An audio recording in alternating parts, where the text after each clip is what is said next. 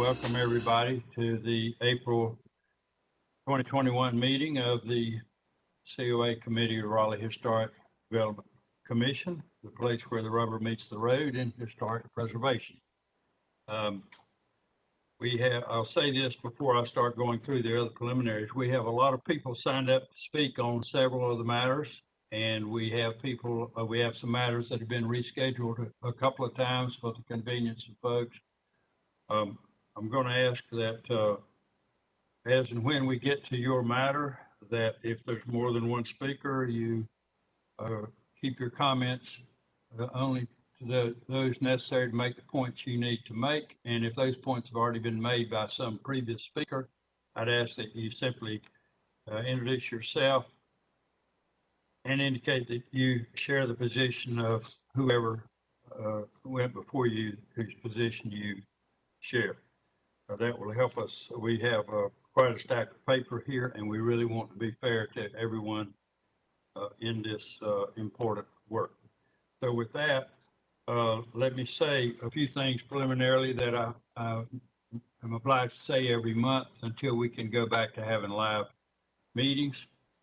We are carrying out this meeting today in accordance with Session Law 2020-3, allowing for remote meetings and quasi-judicial hearings during this declaration of emergency.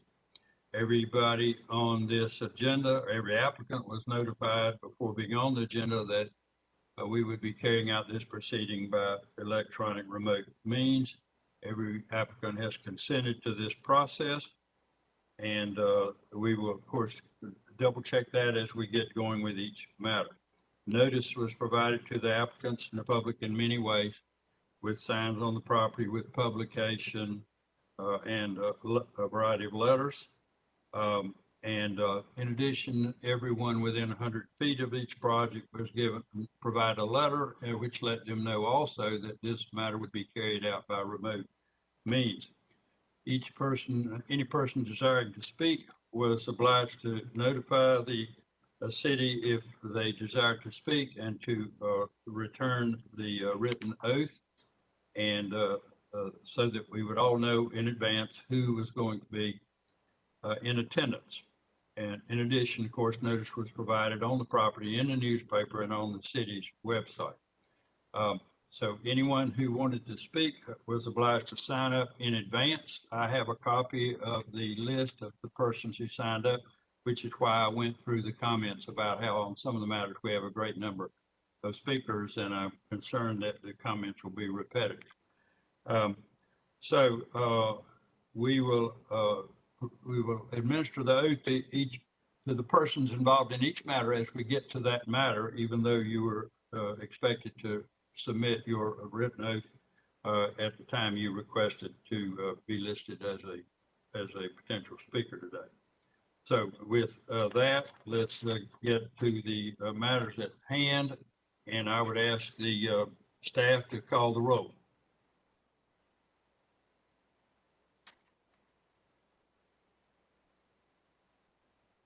Oh, I think Tanya here, I think they just saw me pop on. Nick Fountain. I'm here. Janine McAuliffe. I'm here. Brashay Height is excused. Howard Millett. Here. Sorry. John Reese.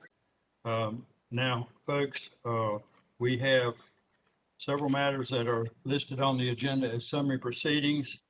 The first of those is at 513 Polk Street, file number 28-2021.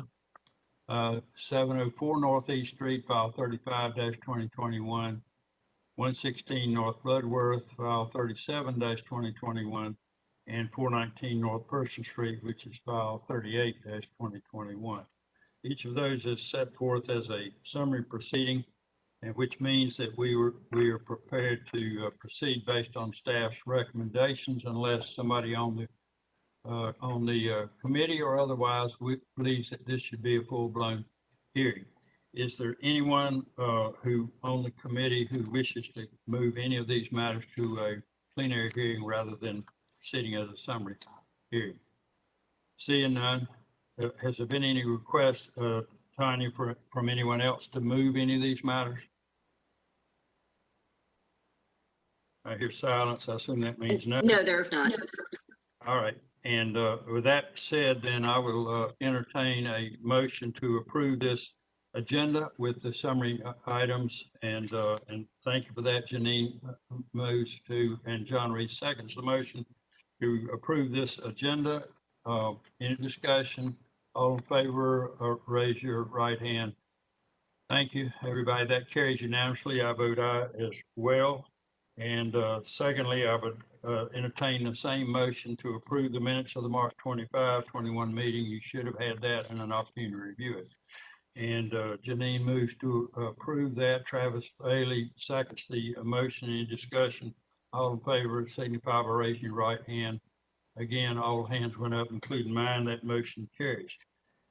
We also had opportunity to see the amount of work report, and we note that there was such. Now I'll move to the summary proceedings. And firstly, with respect to 513 Polk Street, file number 28-2021, that's John Clay's matter. I'd entertain a motion that the staff comments be received as the findings of fact, and that the action of this committee be that proposed by the staff. I can have that motion. Dean McAuliffe makes that motion. John Reed seconds the motion. Any discussion? All in favor signify by saying aye or raise your hand. Thank you. The motion carries unanimously. The next matter is matter number 35-2021, 704 Northeast Street. I would entertain the same motion with respect to adoption of the staff comments as our findings of fact and the recommended action as our decision. Janine McAuliffe makes that motion. Harold Millett seconds motion. Any discussion? All in favor signify by raising your right hand. All hands went up, mine included. The motion carries, and that matter is disposed of. Now, with respect to both of those matters and the next two as well, once we've approved it, you'll be dealing with staff from here, and you don't have to stay on this call unless you just enjoy these things. So thank you for that. The next one is 116 North Bloodworth Street. That's file 37-2021, Richard Twomey. And I'll entertain a motion that we accept the staff's comments as the facts and their decision. Likewise, Travis moves to approve. Harold Millett seconds the motion. Any discussion? All in favor, raise your right hand. And that motion again carries unanimously. The last of these is 419 North Person Street, Robert and Kimberly Wagner, file 38-2021. Same motion to accept the Janine moves to accept the staff comments as the facts and their action as the action of this body. Harold Millett seconds that motion. All in favor, raise your right hand. And that motion carries, and we've dealt with the summary proceedings, and we will now move to old matters that have been carried over and deferred. And the first of those is 1301 Fillmore Street. And I will say at the outset, Ms. Gronshamp, that this matter has been postponed twice. I think at your request, first so that you could gather additional evidence, and then last month so that you could get a person here that you wanted to have testify on your behalf in this matter. In the process, unfortunately, two of the persons who had signed up to speak in opposition last month were not able to be here today, but I do note for the minutes here that that Ms. Furr and Ms. Higashide had been on the agenda to speak last month, and that they were noted as being in opposition to this application. With that said, we'll in due course hear from Ms. Grimes to the right hand, and Colette Canane do the same as I administer the oath. Do you and each of you swear or affirm that testimony you're about to give to the members of this committee and the matter being heard will be the truth, whole truth, and nothing but the truth? If so, say I do when I call your name. Ms. Gronshamp? I do. Matthew Slater? I do. And Colette Canane? I do. All right, Colette, would you please explain this application for all of us? Yes, just a moment while the presentation loads. So this is case 114-2020 for 1301 Fillmore Street. It is in the Glenwood, Brooklyn Historic District, which is a street side HOD. The request after the fact installation of a 6-foot fence and gates along Jefferson Street. And next slide. This is a view of the property prior to the change in the fence from the corner of Fillmore and Jefferson. Next slide. This is a view along the street of the previous fence at this address. Next slide. This is a current view of the Fillmore and Jefferson intersection. Next slide. And this is the current view along Jefferson Street of the fence. Next slide. And just another view of the fence. Staff's suggestion was to deny with conditions. Next slide. And the applicant did provide a presentation with photographs.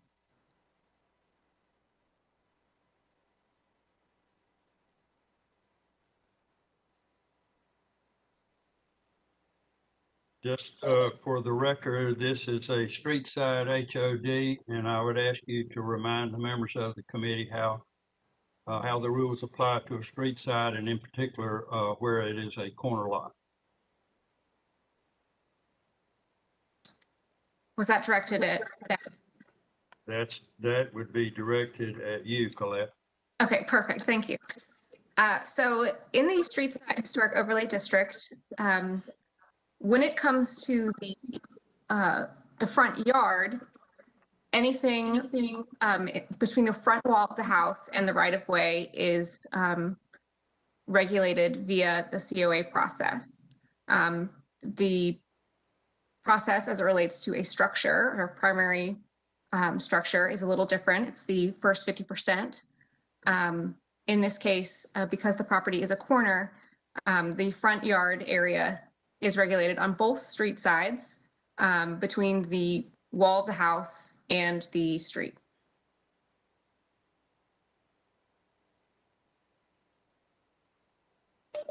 Ms. Grandchamp, will you now tell us about your application and be sure to remind us of whatever evidence you want to be sure we consider? Of course. So when we first started this process, we had all come together and I had applied for a application after the fact. Mr. Reese had asked me why I had not submitted an application before, and I was transparent and said I didn't know I needed one because I thought I wasn't changing the facade because I was sticking to the current fence. Where my old fence was, I was staying to the same guidelines and footprint and layout. Once I was told I needed one, I paid for the permit, and now where we're at. When we went into our first meeting, there was not enough evidence either pro or against my fence because this was the first case of this happening in our semi-historic overlay. And that was something I think Tanya brought up in our meeting, saying that because we are considered a newer overlay, this had been the first time that something like this had come up. In our last meeting, it was brought up that, so I had submitted documentation, both sides had to submit more documentation showing if it was against the overlay or for it. When I sent pictures in of existing 6-foot fences, I was told by the committee that I needed to find some from after the overlay because even though there are 6-foot fences and even though there are houses with corners with 6-foot fences, that wasn't enough evidence. So what I've presented today is additional evidence of 6-foot fences that have gone up since the overlay has been put into effect. So 903 Glenwood currently put on a new fence build and they have the exact same fence and height as mine. If you notice, there's no 42 inches or any room in between, which is something that apparently has been stated in the overlay. However, that has not been done in this. And the other evidence is 1307 Fillmore Street, which is right down the street from my house. A 6-foot fence was put in after March of 2019. Same thing, there's no slats. So coming to the committee to say that this is new evidence showing that even though it's, thank you. 810 Brooklyn Street, which is something I presented before as well as a corner lot. And they have an over 6-foot fence that was put up in 2016. That was done without COA approval, but nothing was done about it. That was the evidence that was found, I think, regarding the last call. This is the house of the complainant that said something about the original fence. This is just showing that there is in no way my fence affects anyone's, cost of or property value due to the fact that they sold their house in a week for almost $900,000. So having a taller fence didn't affect them in any way or negatively impact them. And that's all I got for right now. All right, thank you for that. You're welcome. And now, Matthew Slater, would you like to be heard at this time? And we'll Yes, if you don't mind. we'll come back to questions, folks. Let's just hear from Mr. Slater, and then we'll see what we need to ask. Sure. Thanks, you all. So I am Liz's neighbor across the street. I live at 503 Jefferson Street. And I did submit 2 pictures along with some written testimony. And in the pictures, you get the view of the fence from my front yard. I felt like it might be useful to get a neighbor's perspective on this. So it looks like testimony regarding the actual guidelines are most effective. So I'm just going to go off what I read. So section 1.4, fences and walls, references a need for security or privacy or the desire to enhance a site may lead to a decision to introduce a new fence or wall.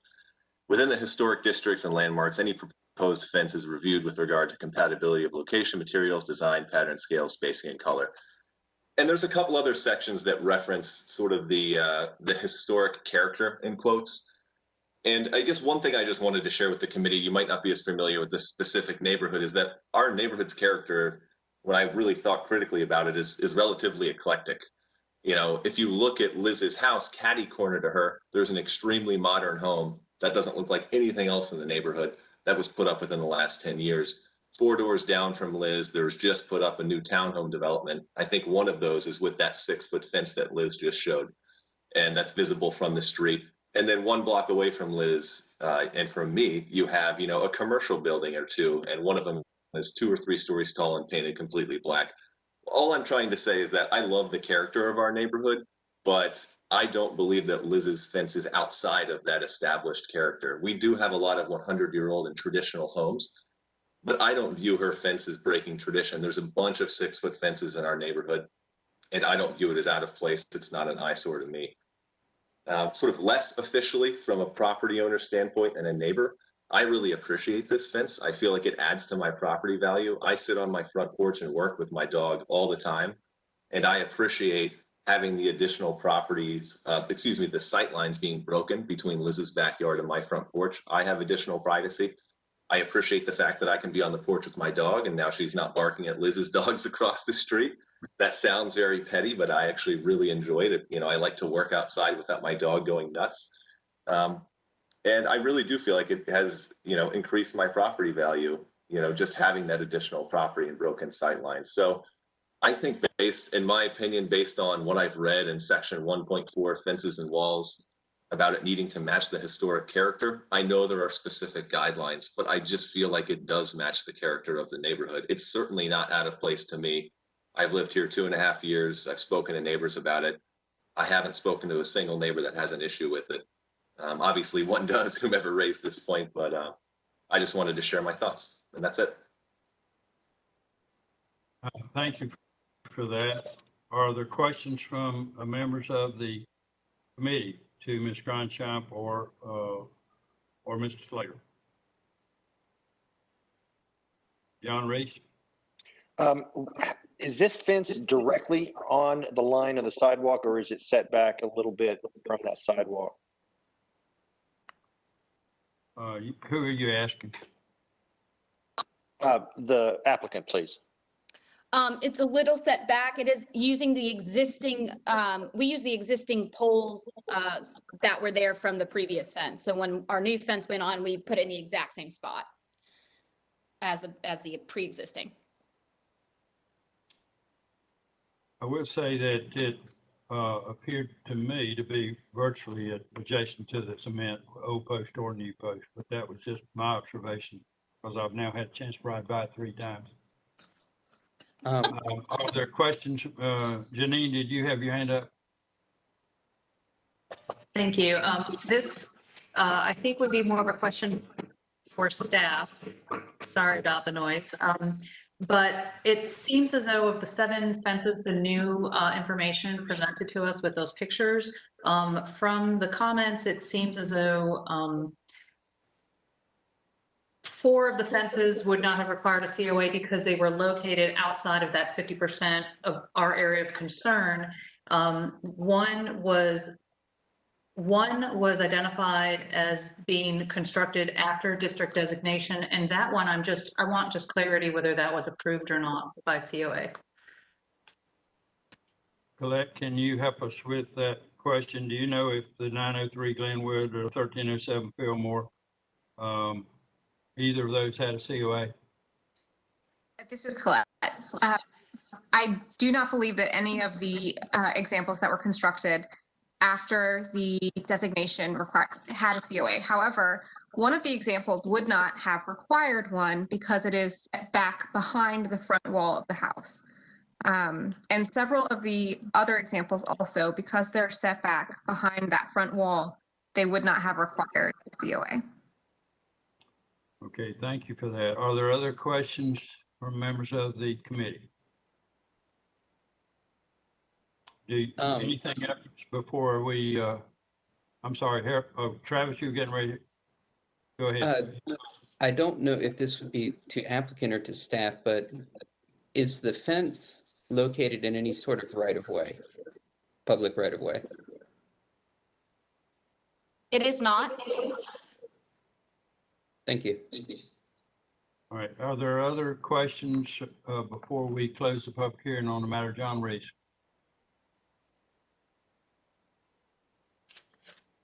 I wanted to ask about the fence on Clay Street. Is that after the fact? Was there ever a COA for that one? And because it's perpendicular to the street, does that make a difference? I take it you're asking Colette. Yes. Yes, I'm asking Colette.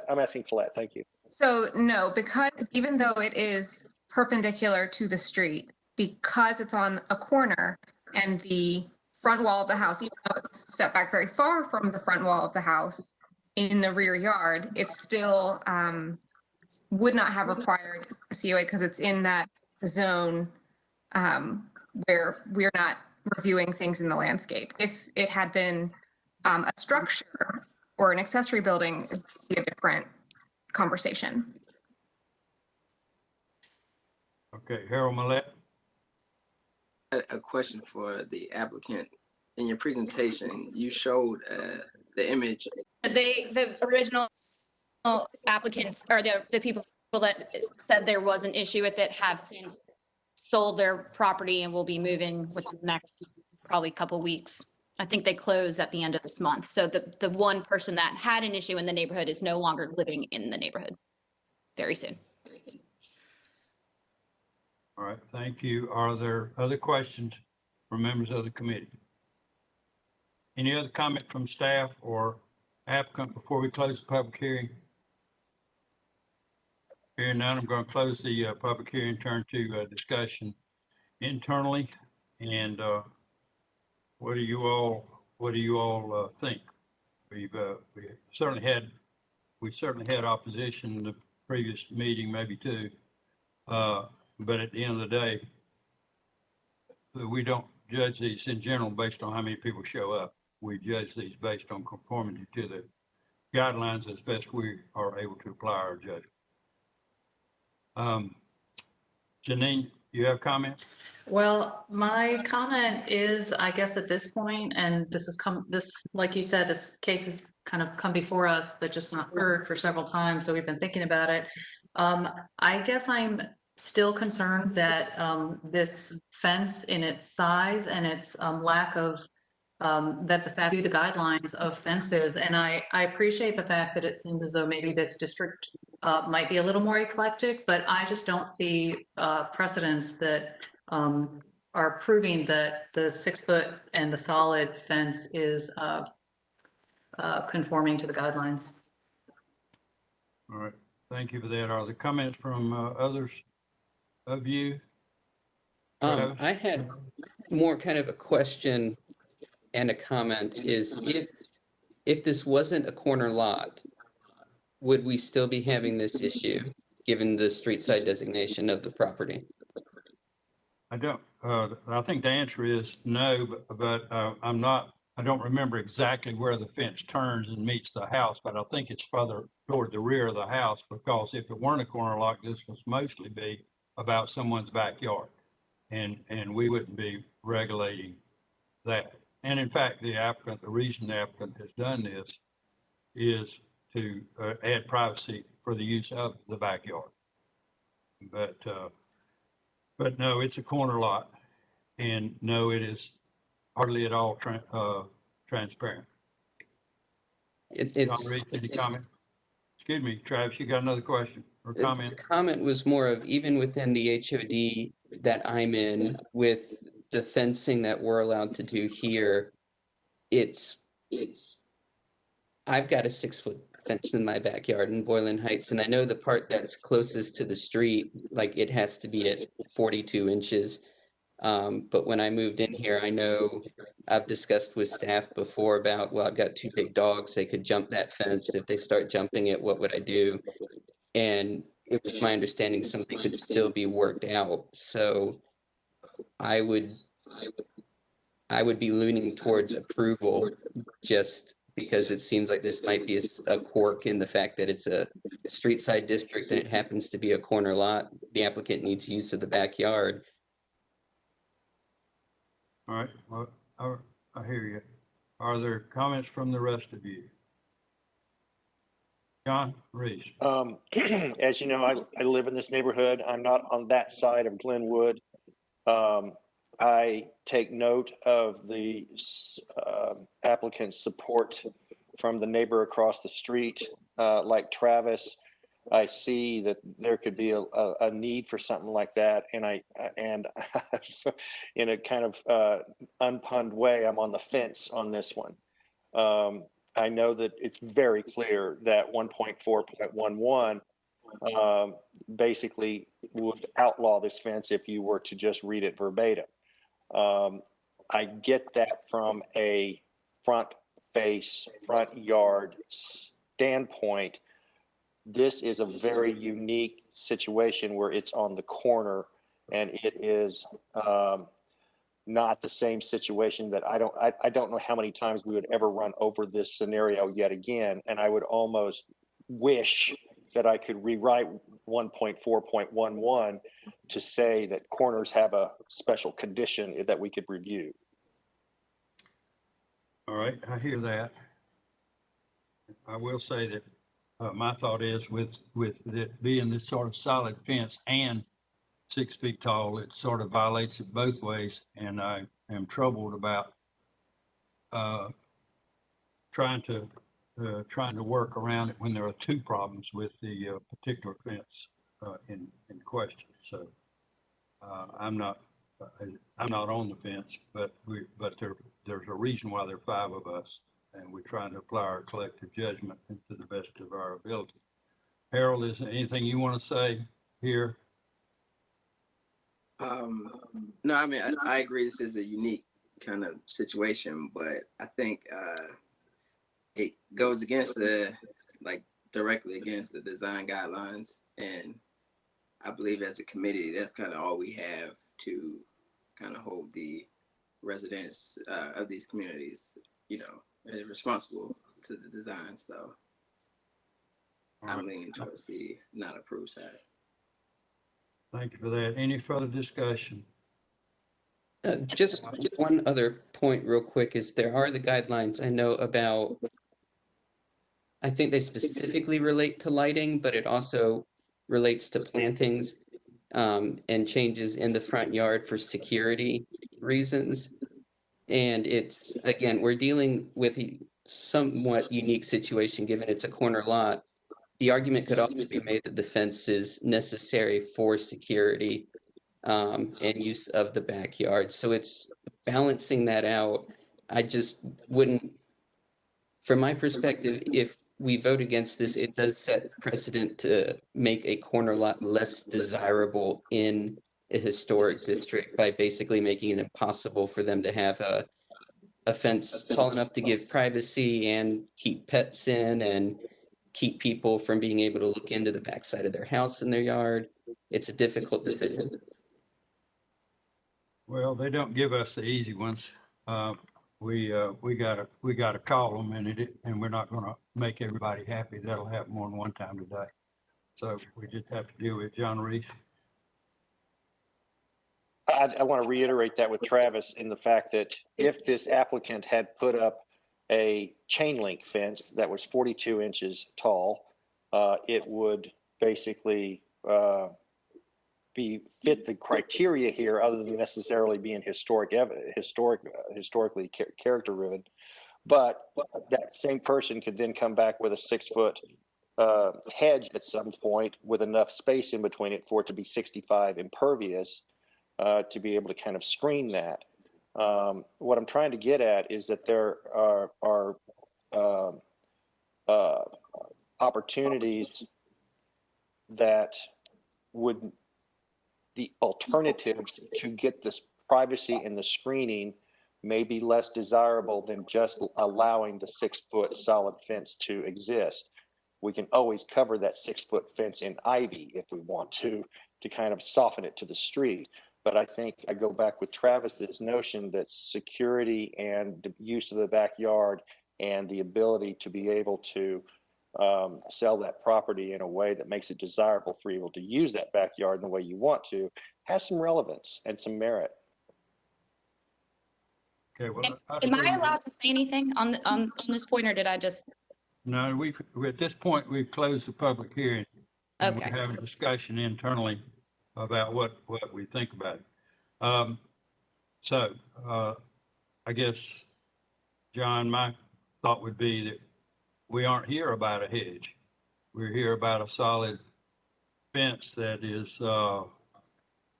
visually unappealing right up next to the sidewalk. And besides that, it's a direct violation of the guidelines. And so I really would be just fine with a hedge of Abelia or some other plant. But and I don't think we'd be here about that. We wouldn't be here about that at all. And we aren't here about the chain link fence either, whether individually we like them or we don't. So anyhow, I think we may as well, unless there's no other discussion, I think we may as well move to a motion on the matter. If you all desire, I'll reopen the matter to find out what Ms. Gronshamp has on her mind, but we have a lot to do here, and I'm inclined to go ahead and, I think we know this one as well as we're ever going to know it. It's been here 3 times.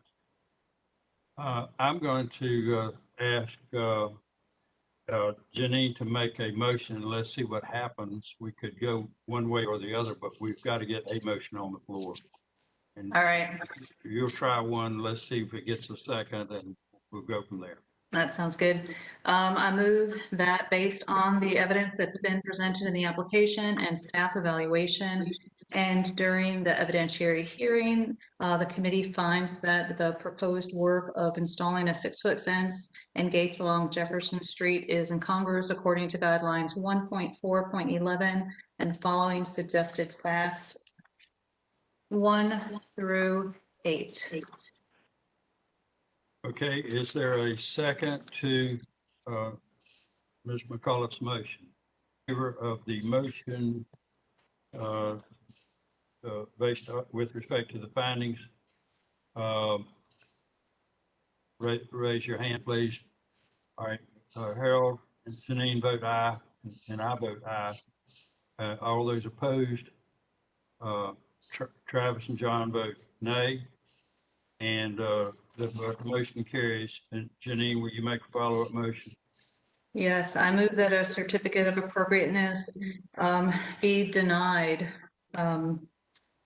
with the following conditions. 1B.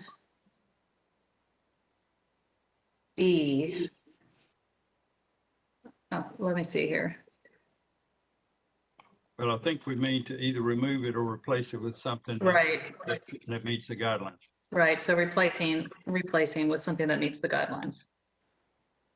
Is second to that motion? Harold Millette seconds that motion. Any discussion? All in favor of the motion signify by saying aye or raise your right hand. All right, and I'll vote aye, and that motion carries. Any opposed? Same votes opposed. All right, so that motion carries. And Ms. Grindchamp, I'm sorry for the situation you're in. I guess I would say that with a newer district, part of this process is that we will begin to get clarity within the neighborhood, and and I'll ask staff to take note of the ones that were presented that might not have fit our guidelines if they were done after the fact. We'll have to look at that from an enforcement standpoint. I'm not sure there are any that actually would be a violation based on the guidelines on the date they were done. So with that said, we'll move to the next matter, which is 504 East Jones Street, file number 1-2021, Kieran McGordy. And Ms. McGordy and Colette Canane. Colette, you've already been sworn, but Ms. McGordy, if you will respond to, as I administer the oath, to you who swear affirm the testimony you're about to give, no matter being heard will be the truth, whole truth, and nothing but the truth. If so, say I do. I do. Thank you. Thank you, Karen. And with that, would staff please explain this application, which is, we understand, already got deferred, and we'll pick up where we were, but remind us.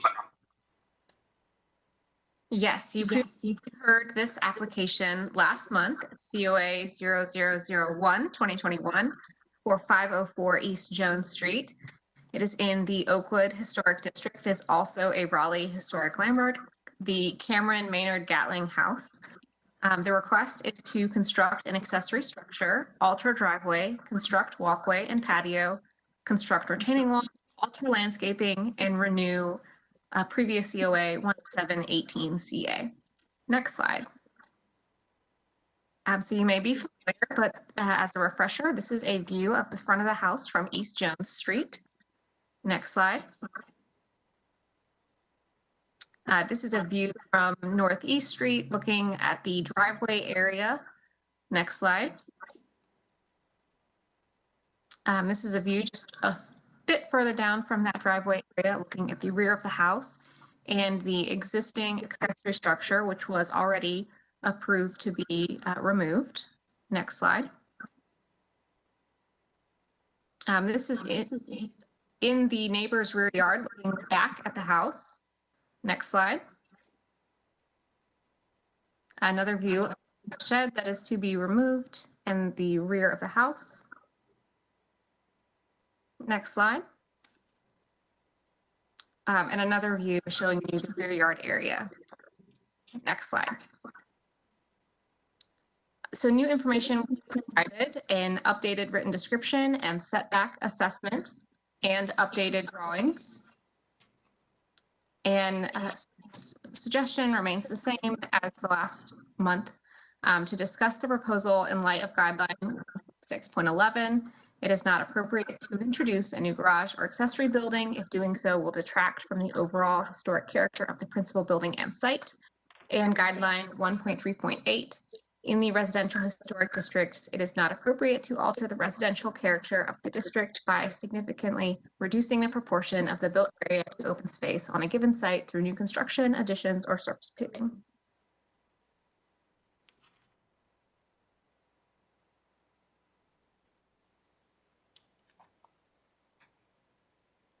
Okay. Was that it, Colette? Yes, that is all for me. All right, thank you then. Ms. McGordy, then we would love to hear from you and remind us of what our concerns seemed to be last month and what you've done to address them. Sure. So the main concern last month was that the structure appeared to be too close to the primary, the new proposed structure is too close to the primary structure. So based on that discussion, we moved, and there was a mention of using the setback by a commissioner. And so we moved the structure 2 feet to the north and to the east, south and east, so that it would be further away from the house, which puts it at 17 and a half feet away from the house. I gave a lot of examples of nearby houses that have accessory structures less than 5 feet from the property line. And I gave a lot of examples of primary structures that have accessory structures less than 17 and a half feet. But really they fall more like 2 to 11 feet. So we are well distanced with our 17 and a half feet. And I just want to point out too that the wall of the structure that's closest to the house is actually the open one that has a fireplace and then just the side pillars. So it's not a solid side of the structure either. I think that's it. Okay, are there questions from members of the committee? Janine? I just would like clarity whether that accessory structure was reduced in size at all. It looks to me to be the same size, just moved sort of more into the corner. Could you clarify that?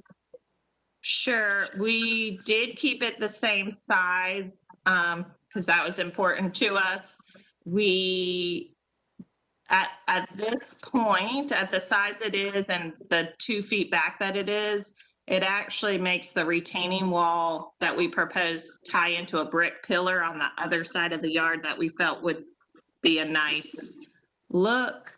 I did supply the drawings and this information. I don't know if that's helpful or if you guys are looking at it, because I know Colette didn't put it on the screen. No, we do have that new information. I'm looking at it right now.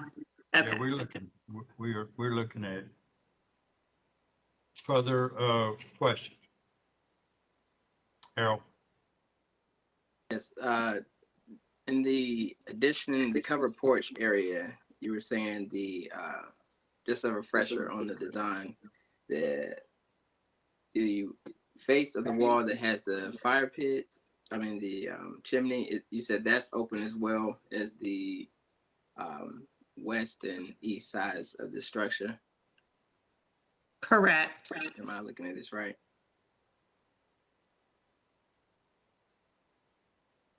Further discussion or questions?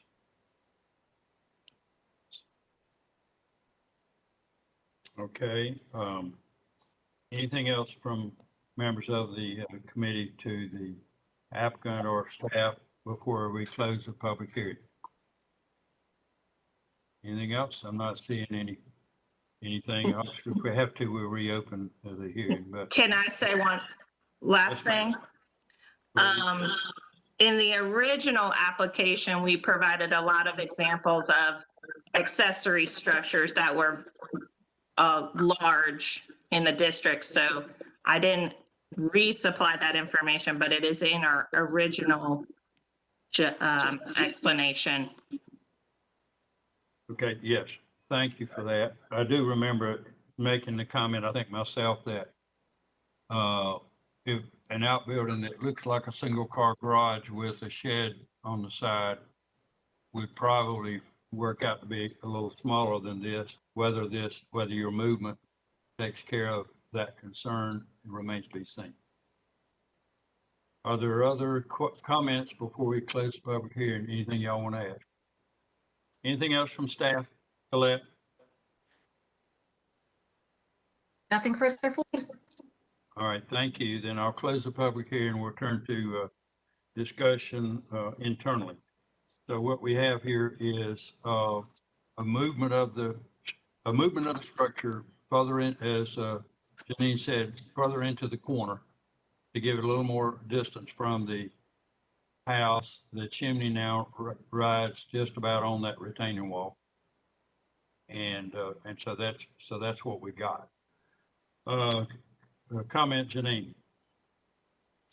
Yeah, I think the moving of the structure sort of away from the primary house is a very good move as far as not sort of seeming to challenge that historical structure quite as much in proximity. And to me, when I'm looking at staff comments and I'm looking at the calculations of the built area and the open space was original to proposed, literally doubles. And that's, I think, the concern that I have right now, that structure didn't shrink at all, and we've just got a lot of new built area on this site now.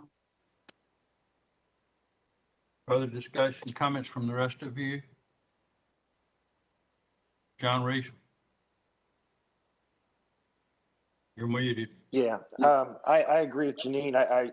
The intent when the idea of being able to push it back into the setback came up, I felt would be a compromise on both aspects. That being that the owner would reduce the size of the structure and push it back so that there would be a maximum amount of distance between that and the house. Okay. Travis, did you have your hand up? Yeah, I had more of a question pertaining to the guidelines about not mimicking the character of a historic building with whatever is like newly built.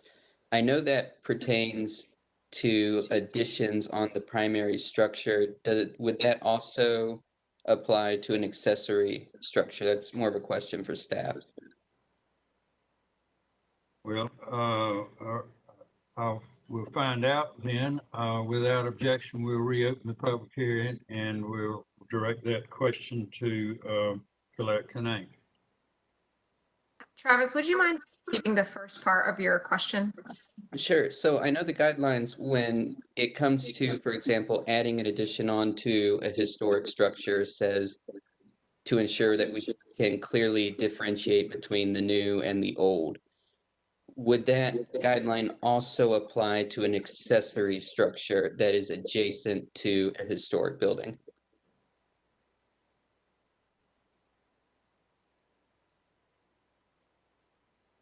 Yes, you have the committee has taken it different ways in the past. Certainly, there are some accessory structures that have been approved that are much more, matchy-matchy to the house, even though they are constructed of modern materials, and so they differentiate in that way, but they stylistically relate to the house.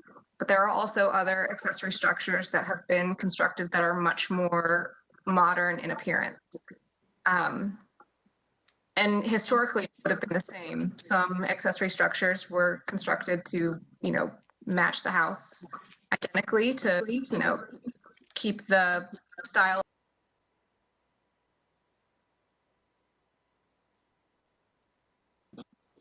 Well, Nick, do you need to close the public hearing before I bring it back internally? Yeah, I'll close the public hearing again.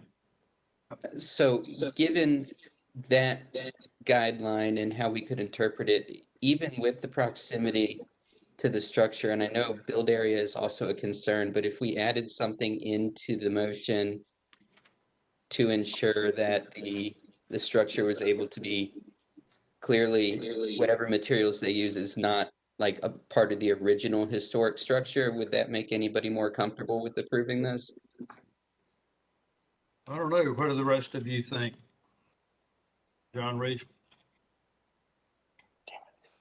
Travis, to respond to your question, last time this, Verche brought this up last time in our last meeting regarding to this specific project. And my response to that was that details in terms of how the materials being similar in character or having a similar look to the existing house, how those details are put together can be a very strong differentiation between the existing details in the existing house and the new structure, so that there's a clear, not in your face change between those two building structures. But once you get on the property, you realize, oh, that's a very different detail than what's on the existing house, but it all kind of works together, and that's my take on it. Yeah, and Travis, my take on it is that there's enough detail here to tell that this is not a 1920 structure at all.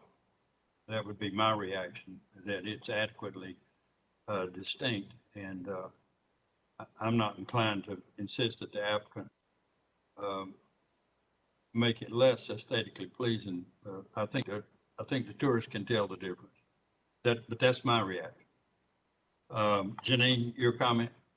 I second what you're saying, Mr. Chairman. I think last time we even talked about the eaves are lower on the accessory structure and the details are simplified. And to me, there's a distinction with that. And again, the concern I have is just the built area. So I feel like that's something we need to discuss. Okay, what do the rest of you think about the built area? It's essentially a double lot on that corner, and so there's right much land in relation. But on the other hand, this house has been added onto a number of times on top of the original, or essentially square structure.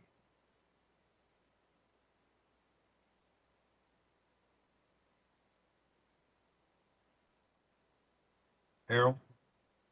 I would like to believe that, you know, this add-on structure would with the open garage area and the two columns supporting the roof above, I feel like it would give it enough distance from the existing property. I know this lot gets pretty tight in that area, but I feel like the move to the back corner was the correct, you know, response to the information we gave them last time, and I think it's you know, they responded to what we told them. Okay, other discussion?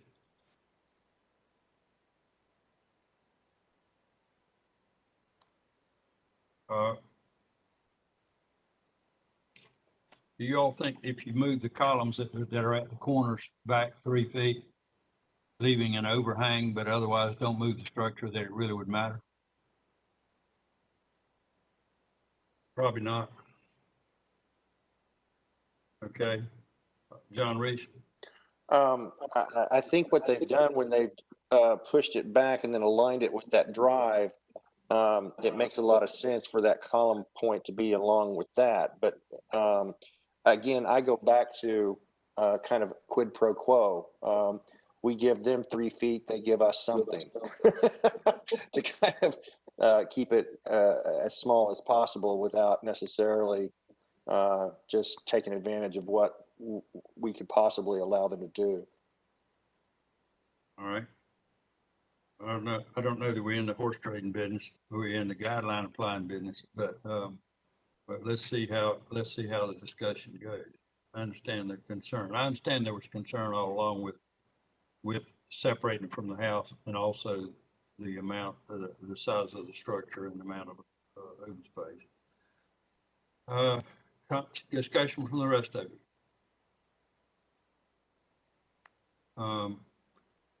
If no discussion, does one of you want to make a motion? Let's see what happens.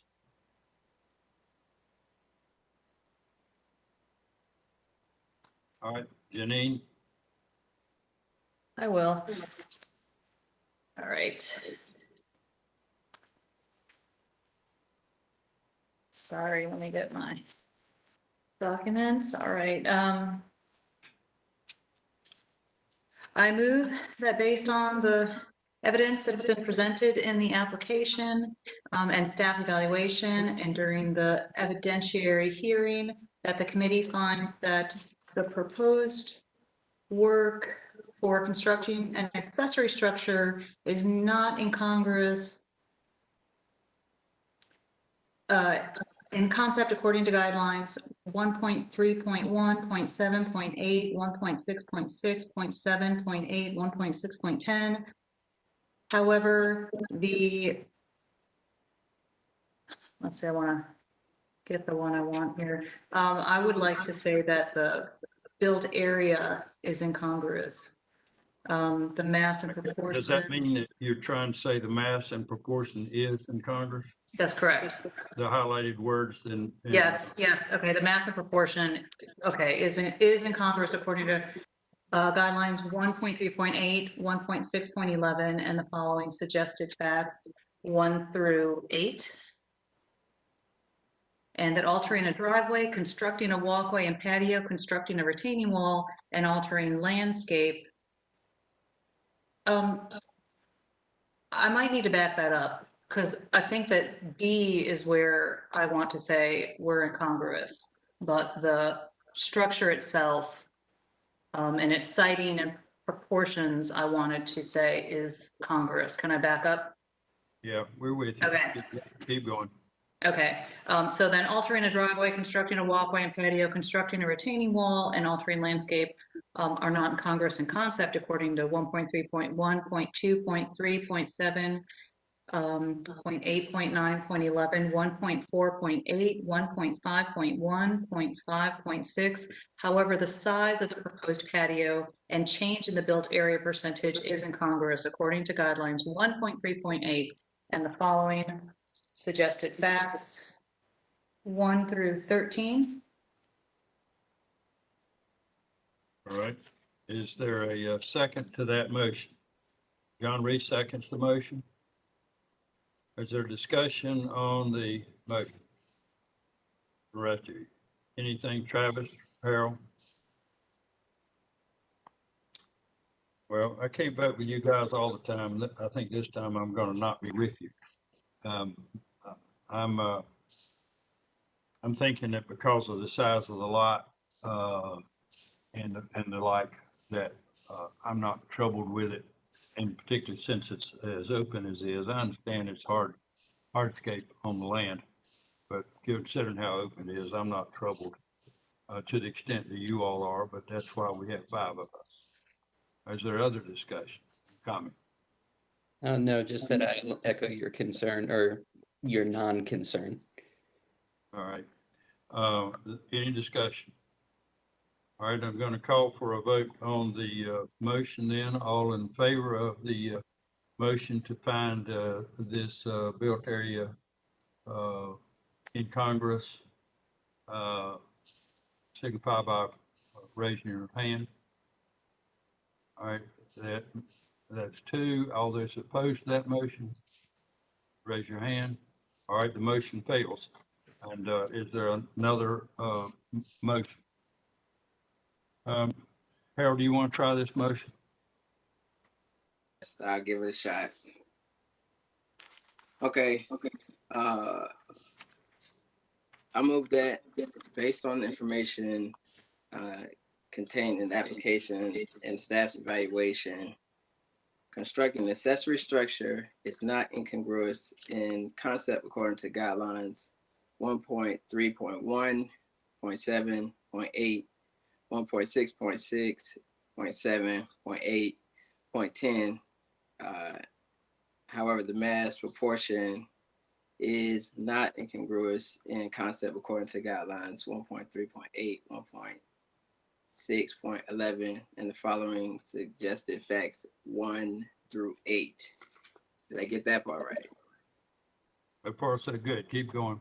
All right. Altering a driveway, constructing a walkway and patio, constructing a retaining wall, and altering landscapes are not incongruous in concept according to guidelines 1.3.1, 0.2, 0.3, 0.7, 0.8, 0.9, 0.11, 1.4.8, 1.5.1, 0.5, 0.6. However, the size of the proposed patio and the change in the built area percentage is not incongruous according to guidelines 1.3.8 and the following suggested facts 1 through 13.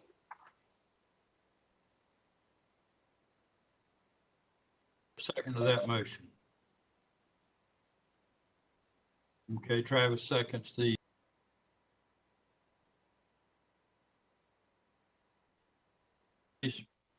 I am going to support this. I think the reason I was voting negative before was really just to make the point that there should be a little bit of horse trade here, whether it's appropriate or not, and I should be saying that or not. I just wanted to make that point that I'm going to vote in favor of this. Yeah, okay. So yes, it's been added, no question, it's been added on to, based on finding fact number 9, the B9, from 2,800 to 3,000. I don't know, there've been several additions. I'm not sure that we could probably break this into about 4 additions altogether, since assuming the original structure was that square. But in any event, given the amount of space in that side yard and the like, I think it can be distinguished from some others that that wouldn't have the lot configuration that this one has. And if this comes up in the future, I think we can point out the difference in this lot from other lots and deal with that, those things accordingly. Is any further discussion? All right, all in favor of the motion signify by raising your hand. The motion carries 4-1, and we will note that Janine opposed the motion. Do you have a follow-up motion, Harold, with respect to the application? I move that the certificate of appropriateness be approved. Under the following conditions. Yeah, those over on page 5. Yeah, under the following conditions, 1 through 4. Any discussion to second to that motion? Travis seconds the motion. Any discussion? All in favor signify by raising your hand. Travis, Harold, John, Janine, vote in favor. I vote in favor. Janine votes no. And the motion carries. And we move on to the next matter. So the next matter would be, let's see, where am I? The next matter is 713 Hinsdale Street. That's the other after the fact matter. And I would ask therefore that everyone who intends to speak on this matter, well, first of all, John Reese, you're listed as desiring to speak in opposition. Based on that, we'll entertain a motion that allows John Reese to be recused from consideration of this matter. Janine makes that motion. Travis seconds the motion. All in favor say aye or raise your hand. And we all voted aye. So if y'all will take John Reese off the screen so we can't see his facial gestures, and puts him in the same position as everybody else. Or John, you just cut off your camera and listen without anything else. Okay, so if you want to speak on this matter, I'll ask you to respond when I administer the oath. To you and each of you swear or affirm the testimony you're about to give will be the truth, whole truth, and nothing but the truth. If so, say I do when I call your name. Miriam Asbury? I do. Damon Asbury? I do. Lynn Wawrczyniak, I hope I said that somewhere near right. No answer. Mike Wawrczyniak? I do. Okay. And I also said I do. Okay, we couldn't hear you. Lisa Hunick? Yes, I do. Thank you. Jason Renzaglio? Yes, I do. John Reese? I do. Brett Puzzle?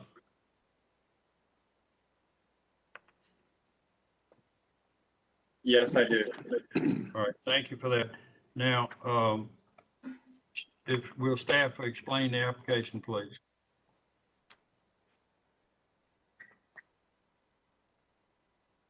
This is case 0017, 2021. At last month's meeting, we have a brief introduction before you deferred, but I will review. It is for 713 Hinsdale Street in the Glenwood Brooklyn Historic District, which is a street side HOD. The request is partially after the fact, which includes changes to previously approved COA, raising windows, install windows with grills between the glass, alter vinyl trim, install ridge alter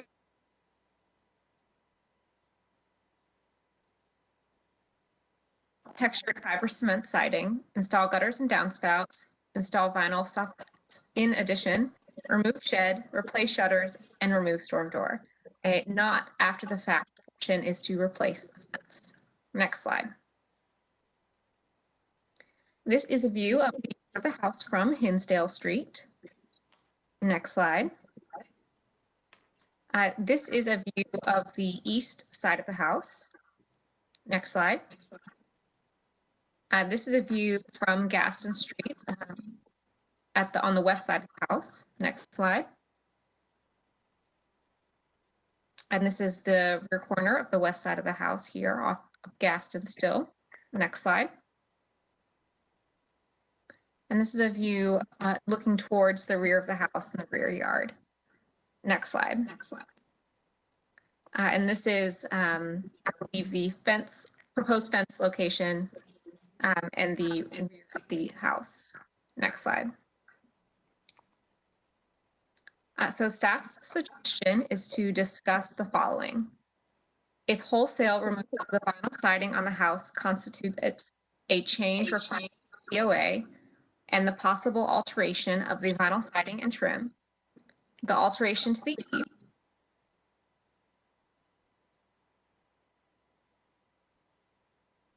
on the front porch, and the replacement proposed on the historic house after July 2018.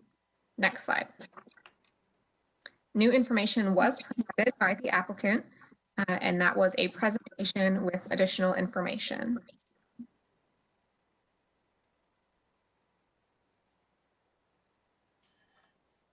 All right, thank you. Now, what I propose to do, folks, is to go, we'll go down through the list the way the list of proposed speakers is set up here. I'll go through these as I said before. If you're simply repeating something somebody else said, I'd ask you to just indicate you echo those comments because we do have other matters and it's already 6 o'clock.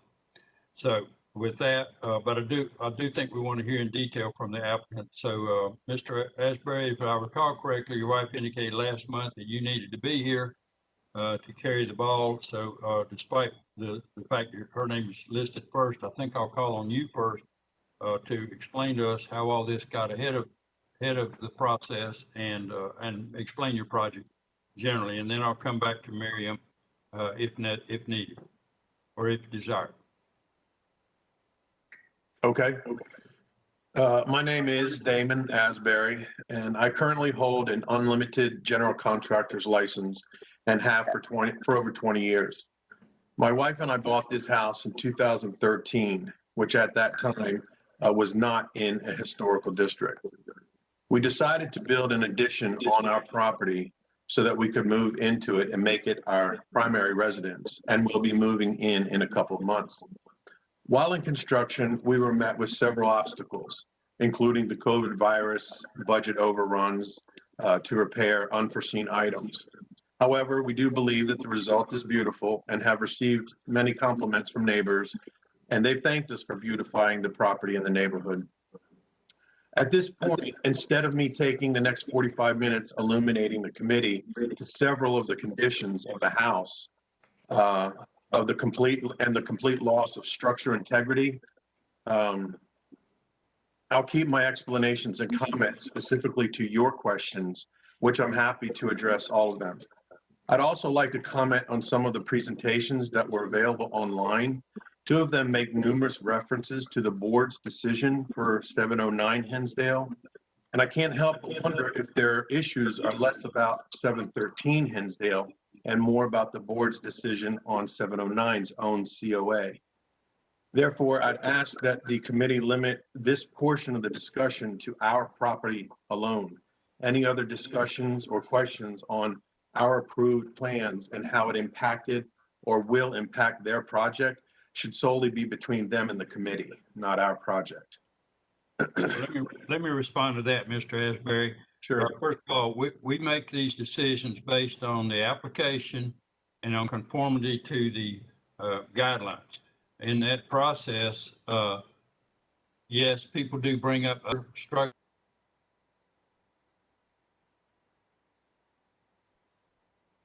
Not, but they are simply illustrative because at the end of the day, we evaluate these matters based on the conformity to the guidelines as best we can apply those. That's your concerns about some other property.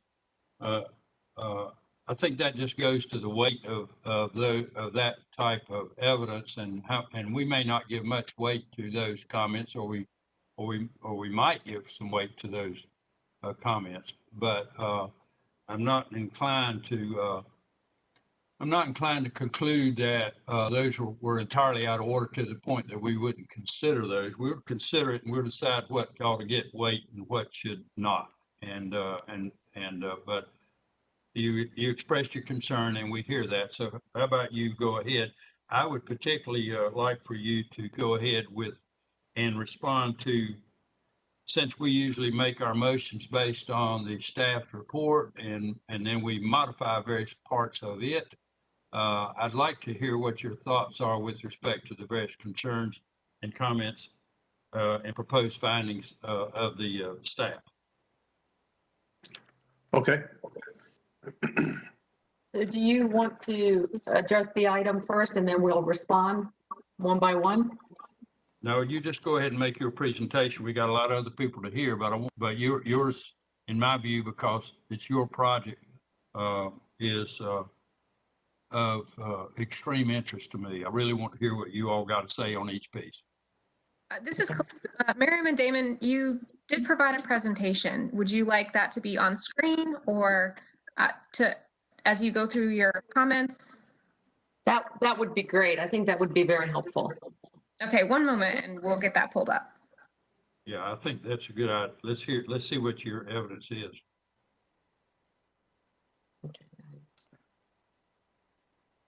Okay, so as per the RHDC Design Guidelines Section 2.7, windows and doors, changing existing window and door openings, closing existing and door openings, and adding new openings on a historical building should be carefully considered and undertaken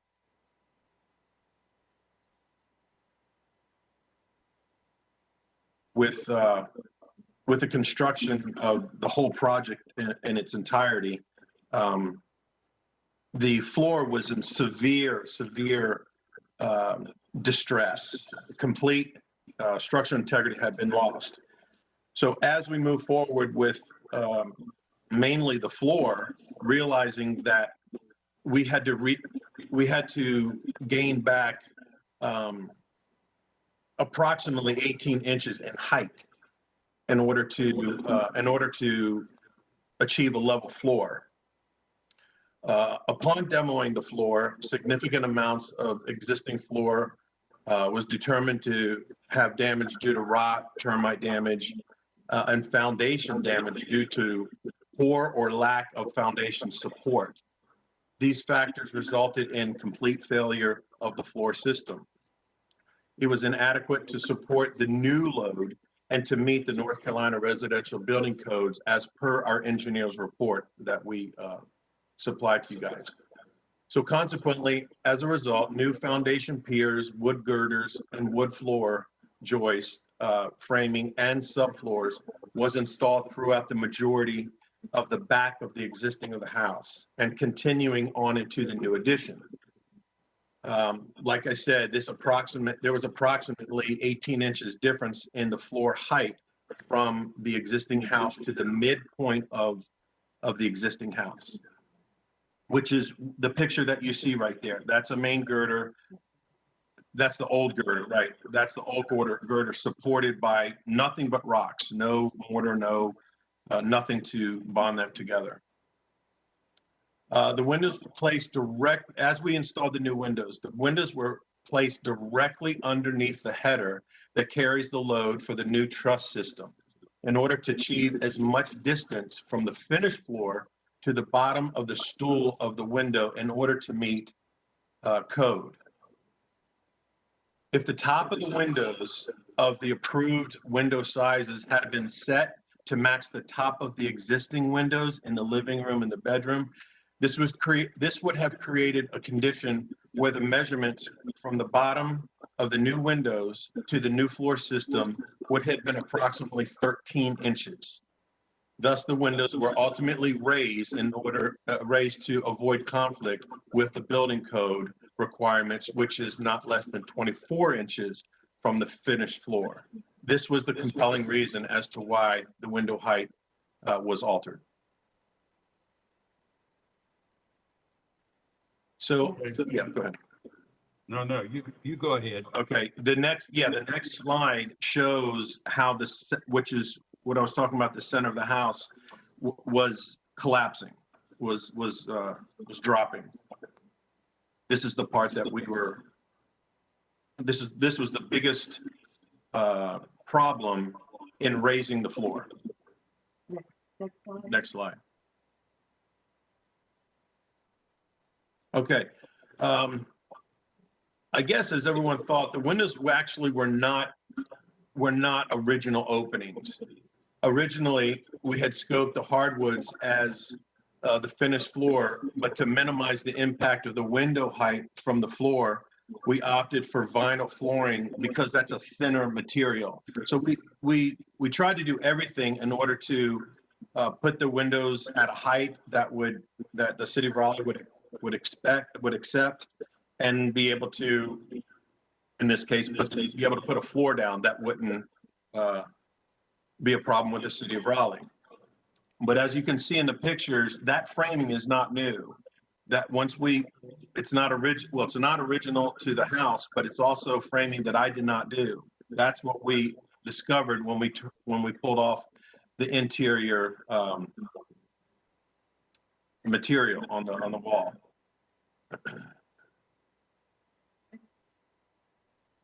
All right, so looking at the space beneath these windows, you are saying that you didn't do that. If it's not original, it was done sometime in between when it was built and you getting on the project. That's correct. But the floor joist is your work. The floor joist is that's correct. The new floor joist, the new girders, the new piers, the new subfloor, all is my work. Yes. Okay. There's 12 new cinder block 16 by 16 piers that were installed throughout the property. Okay, keep going. Next slide, Colette. Okay.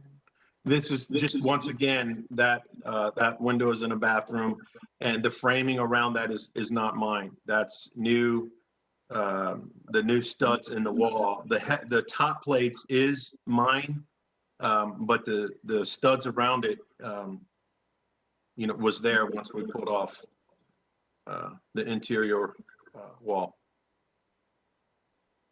Okay.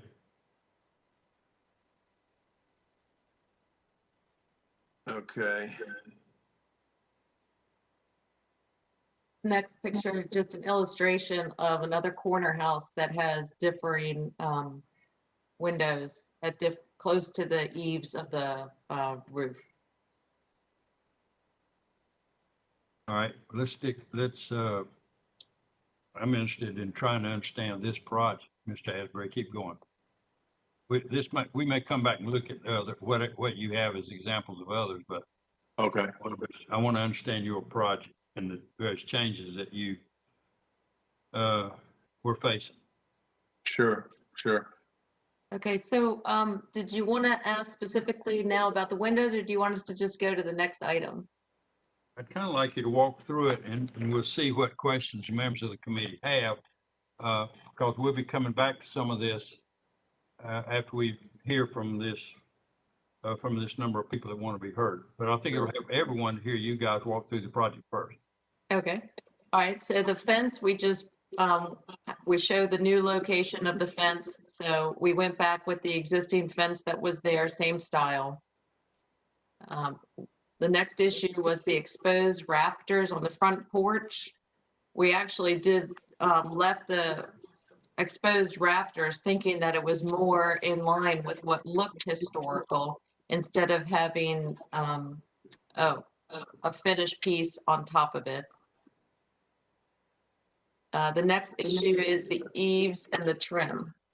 Yeah, the next, that's right. As Marion said, the eaves and the trim. The eaves, Go to a different picture. I think if you could go to that picture, Colette, that shows the eaves and the trim, so we can speak to that. It's further down.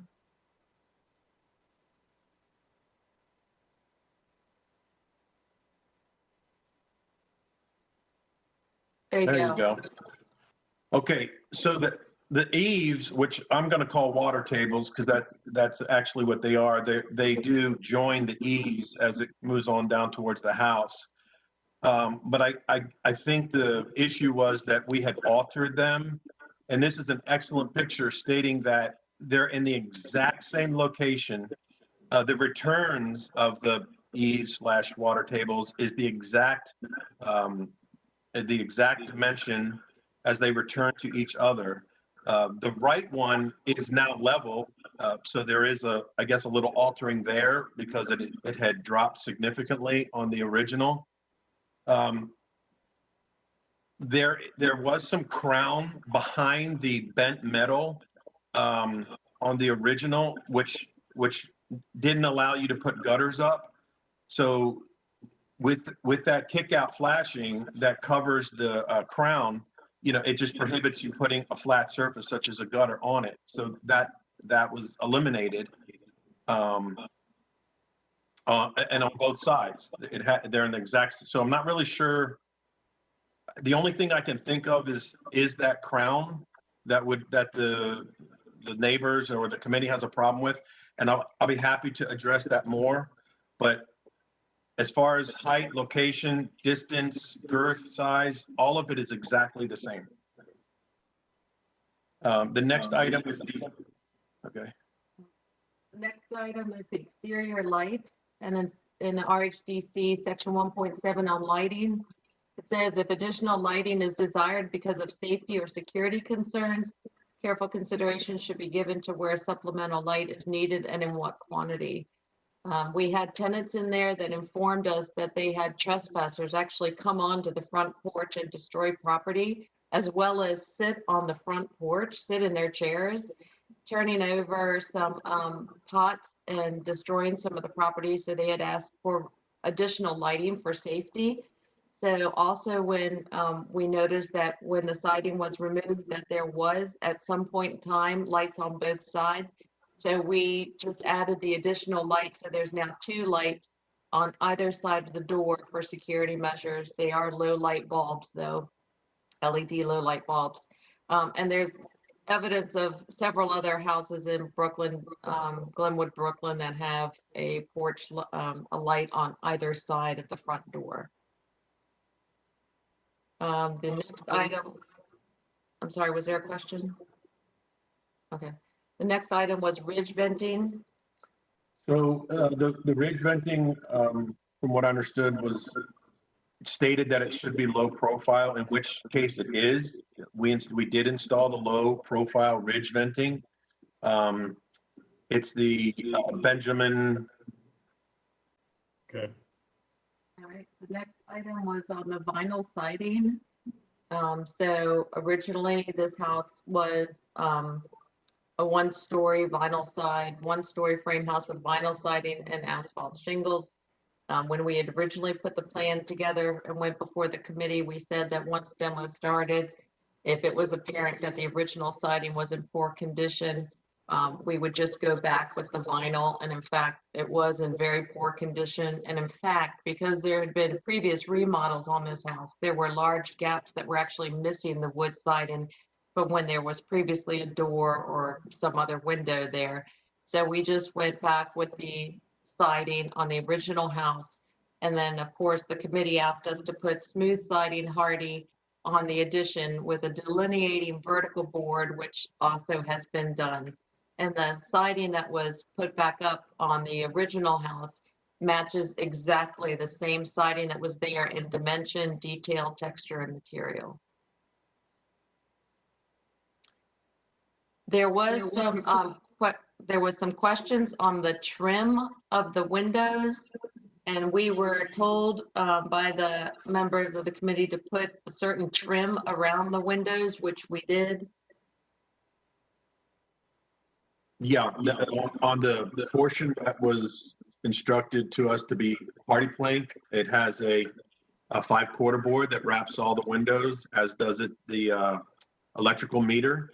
And that was done because we were instructed to. And then as far as the vinyl goes, it has the same exact J channel that receives the horizontal vinyl siding. Okay, the next item was the shed, and the shed was removed due to deterioration and termite damage. The next item was the gutters, and So yeah, we installed it after removing the interior floor system. It was evident that the water penetration was 100%. First of all, there's no footers on this house, zero. Literally the curtain wall brick without the backing of the CMUs was resting strictly on the earth. So when it rained, not only did you get the water that was coming straight down, you got an additional onslaught of water that was coming off the roof because of the lack of gutters. And so consequently, water was just coming into the crawl space at free will. So with us putting a footer in there, a foundation footer, that does help the matter. But not having gutters on any house around the perimeter of the house is counterproductive. And so we did put gutters on here on the house. That's the reason why the gutters are on the house. there was another issue about the railings on the front porch, and the railings were installed late summer of 2013, which was prior to the property becoming historical. Those are the same railings that are there today. And again, our first tenants had requested the railings in order to deter, again, the people that were coming up on the porch, the theft and the destruction that was happening. Plus, they enjoyed sitting on the front porch. They also have dogs and wanted to be able to sit out there with their dogs and keep them, on the porch with them. I guess lastly, it was the shutters. The original house had vinyl shutters, and we did put up new vinyl shutters. And the question was raised whether those were larger than the window openings, and that was noted as being atypical. Can y'all comment on that? I think they're like maybe an inch or two longer, and so we're fine with cutting them down. The inch or two that's necessary. Okay. Did you talk about the wrap? I'm looking back through the staff's comments. Did you talk about the rafter tails? We did, and we just thought that looked more original, so we just left it. And I think some of the other houses have exposed rafter tails, but we're fine with putting up a finished board in front of it. If the committee likes that better. Okay. All right. Anything else that you all want to say to us at this time? I don't believe so. I guess as comments come up, if there's more explanation needed, if we'd have the opportunity to explain. We're not cutting you off. I'm just trying to move through it, trying to be Sure. as efficient as I can. Absolutely. Yeah, we're at this point, then we're done. Yeah. All right, and then we'll see what the questions are, and we'll see what comes up on account of comments from other speakers. Sure. Mr. Warizniak or Mrs. We'd be glad to hear from you.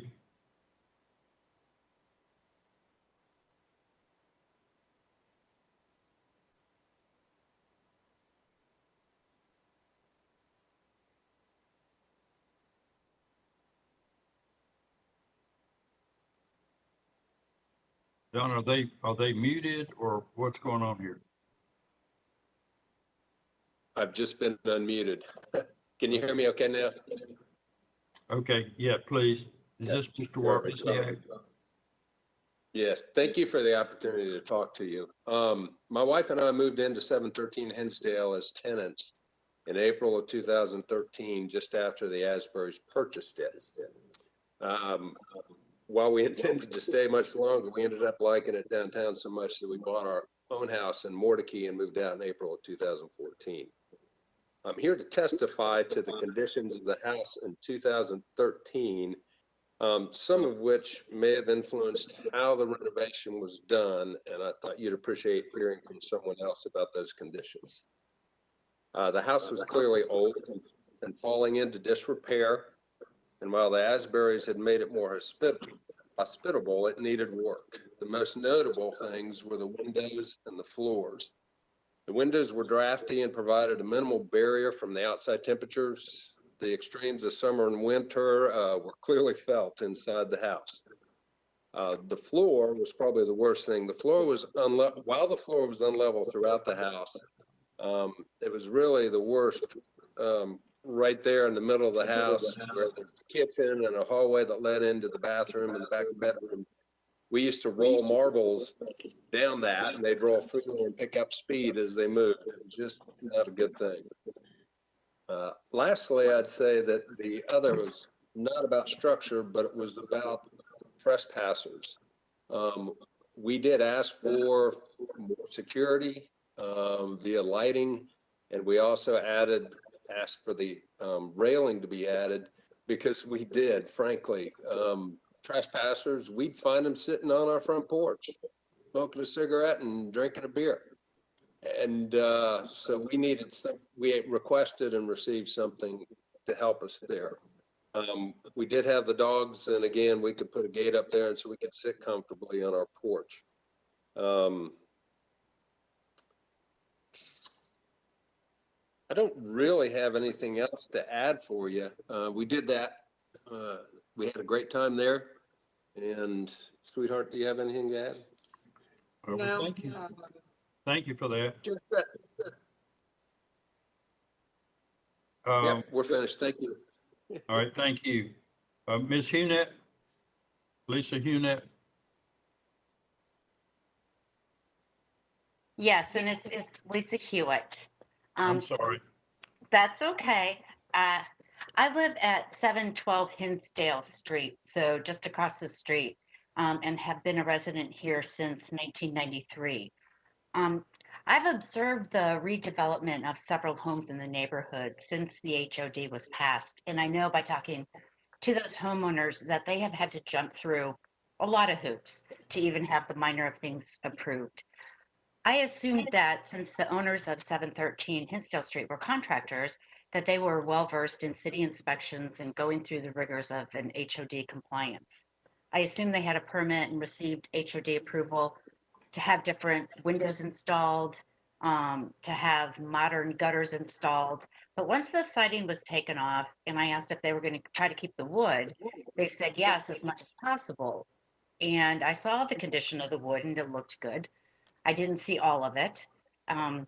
But when they put up brand new vinyl siding, I began to ask some questions and do some research. I'm not here to debate the details of the COA. I'm in support of the neighbors speaking today and agree with the concerns that they have come to. What I do have to say is simply from my observations. I've not been able to do an exhaustive research of the city's procedures, so I may be mistaken in some of my statements here. But it seems to me that someone from the city should have caught these infractions or approved modifications before they were allowed to continue. I read over the recent COA application and wonder, why is the owner having to justify, at this point, window placement, eave design, porch lights? Where was the city while this was happening? Maybe the infractions were discovered but were glossed over, or one person thought another one was handling it. Or, as we know by listening to other cases, the homeowner thought to ask for permission after the fact. So I don't want to belabor that point, but I do want to come up with or give you some ideas about perhaps closing that gap. The first would be when a permit is applied for, the city can look up the address, review the application, and if the work falls under the HOD streetscape, that can trigger an alliance with the RHDC. And I know that doesn't happen today because I've talked to other homeowners who applied for permits and then were kind of caught off guard saying, oh, there was an overlay district that I had to comply to. I had no idea. The second idea is when a home in an HOD district is sold, that should also trigger a notice to RHDC, and perhaps an educational packet can be provided to the new homeowner. And third, perhaps there are logical checkpoints to the construction process where there is a mutual sign-off between the building inspectors and the HOD compliance personnel.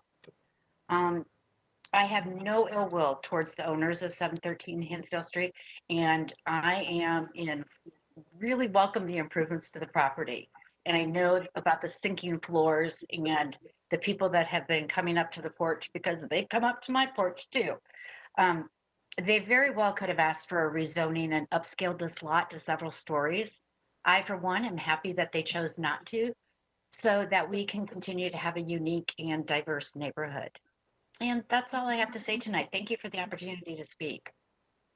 Thank you, ma'am. I will point out to you that the inspections people are all the enforcement that we have. And so those comments are interesting. They don't really,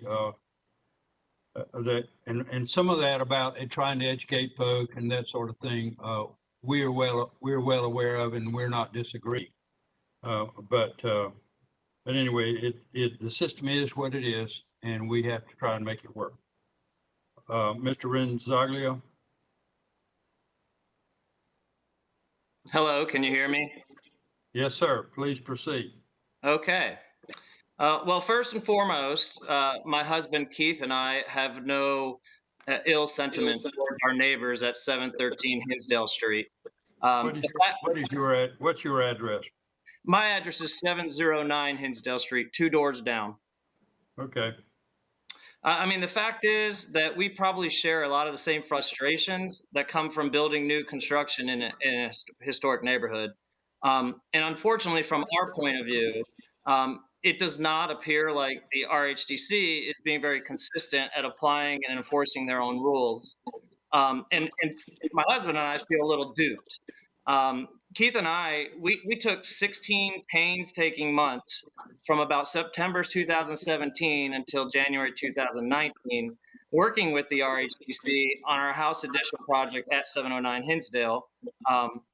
And there were numerous back and forth correspondence throughout those months. And the bottom line, we gave a significant amount of our time and our money to abide by the Streetside Historic Overlay District rules. And had we not been denied or discouraged by the COA committee, Keith and I would have definitely chosen, just based solely on expenses, to implement some of the same options for our home that our neighbors at 713 Hinsdale have done. If the RHDC lets 713 Hinsdale's recent soft fit replacement, window replacement, and exterior siding installations stand as is, then the RHDC will have failed at their mission, and it will have set a horrible precedent for future HODS projects. While I will not belabor the details, the RHDC convinced us, my husband and I, that we could not replace original windows nor use hardy plank as the final siding for our house project. We then restored all of our original windows in the front 50% of our home to the original working condition at a total cost of about $6,000. Our approval from the RHDC contained a condition that the new wood windows, not vinyl, that the new wood windows on our addition must match the original windows on the front 50% of our house. And similar to 713 Hinsdale's approval, our approval allowed us to only remove a small portion of our original vinyl siding to inspect the original wood underneath, with the agreement that if we took all of our vinyl siding down, we had to either use the original wood from underneath or replace it with new like-for-like wood siding. In order to remove all of the vinyl siding, we were required to submit a minor work application and get approval from staff beforehand. We then restored the original wood siding for the front 50% of our house and used matching wood siding for the addition at a total cost of about $25,000. I'll add that in our original application, we requested to use hardy plank on the entire house, but this was strongly opposed by the RHDC staff as documented in our approval process.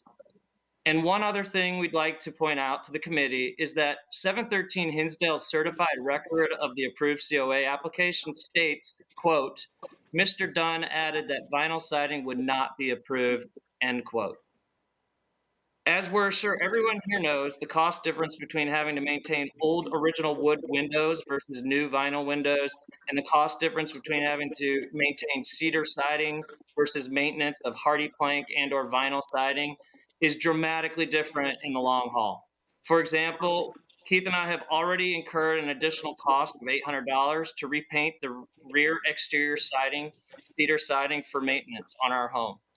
So Keith and I followed RHDC rules, and we're here stuck with a much more expensive preventative maintenance plan than our neighbors at 713 Hinsdale, should they be allowed to use vinyl, soft fit vinyl windows and vinyl siding and or hardy plank. Lastly, and here's, I've got a picture on the slide here. Lastly, we strongly urge the RHDC to discuss the interpretation of Unified Development Ordinance UDO 5.4.2.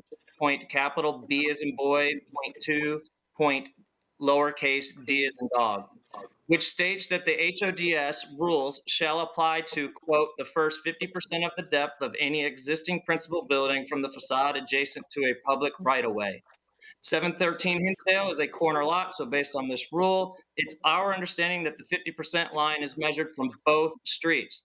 Therefore, the siding facing Gaston Street should all be one uniform material. There is no doubt that the RHDC would never allow new vinyl siding and or hardy plank siding to be installed on the front of any home in a street side historic overlay district, let alone two completely different siding materials as has been done at 713 Hinsdale. We greatly appreciate RHDC's consideration of our comments. Thank you. All right, thank you very much. Mr. Fountain? Yes. I do have a few more slides that we can go really quickly through, but this is just a document. Who is this speaking? This is Jason Zaglia is still speaking. I'm just, Okay. All right, sure, let's see him. I just want to show you that this was our home and our restoration of the original wood siding. And if you next slide. And you can see the front of the house, you're looking at forehand, and then it goes to the back of the house. We kept the old wood. Next slide. And this is just another showing of the old wood, which is the gray and prime painted, and the new wood, the cedar siding on the addition. Next slide. Again, another.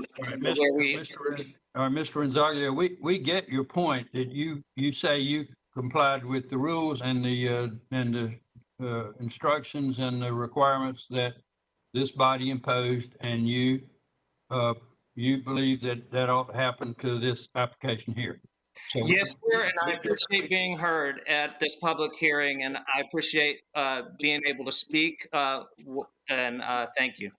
All right, thank you very much. John Reese? I would like to hear from Rhett first, if that's possible. That's fine. The window adjacent to the right is in front of that line. And the back window, that's also what is shown on that 50% mark to the left. So there is at least a 3 or 4 board difference vertically, and then the width of the window is also smaller as well. Next slide. Again, you can see now that the windows themselves, Mr. Asbury talked about them being raised. I understand that point that he is making. But my point is that the size of the window to the right, not the, Um, thought of fondly. I'm done. Okay. Thank you for that. Now, Mr. Asbury, having heard from these other folks, do you have any other comments? I'm going to make sure we heard from everyone. And then I'll find out if there are questions from members of the committee.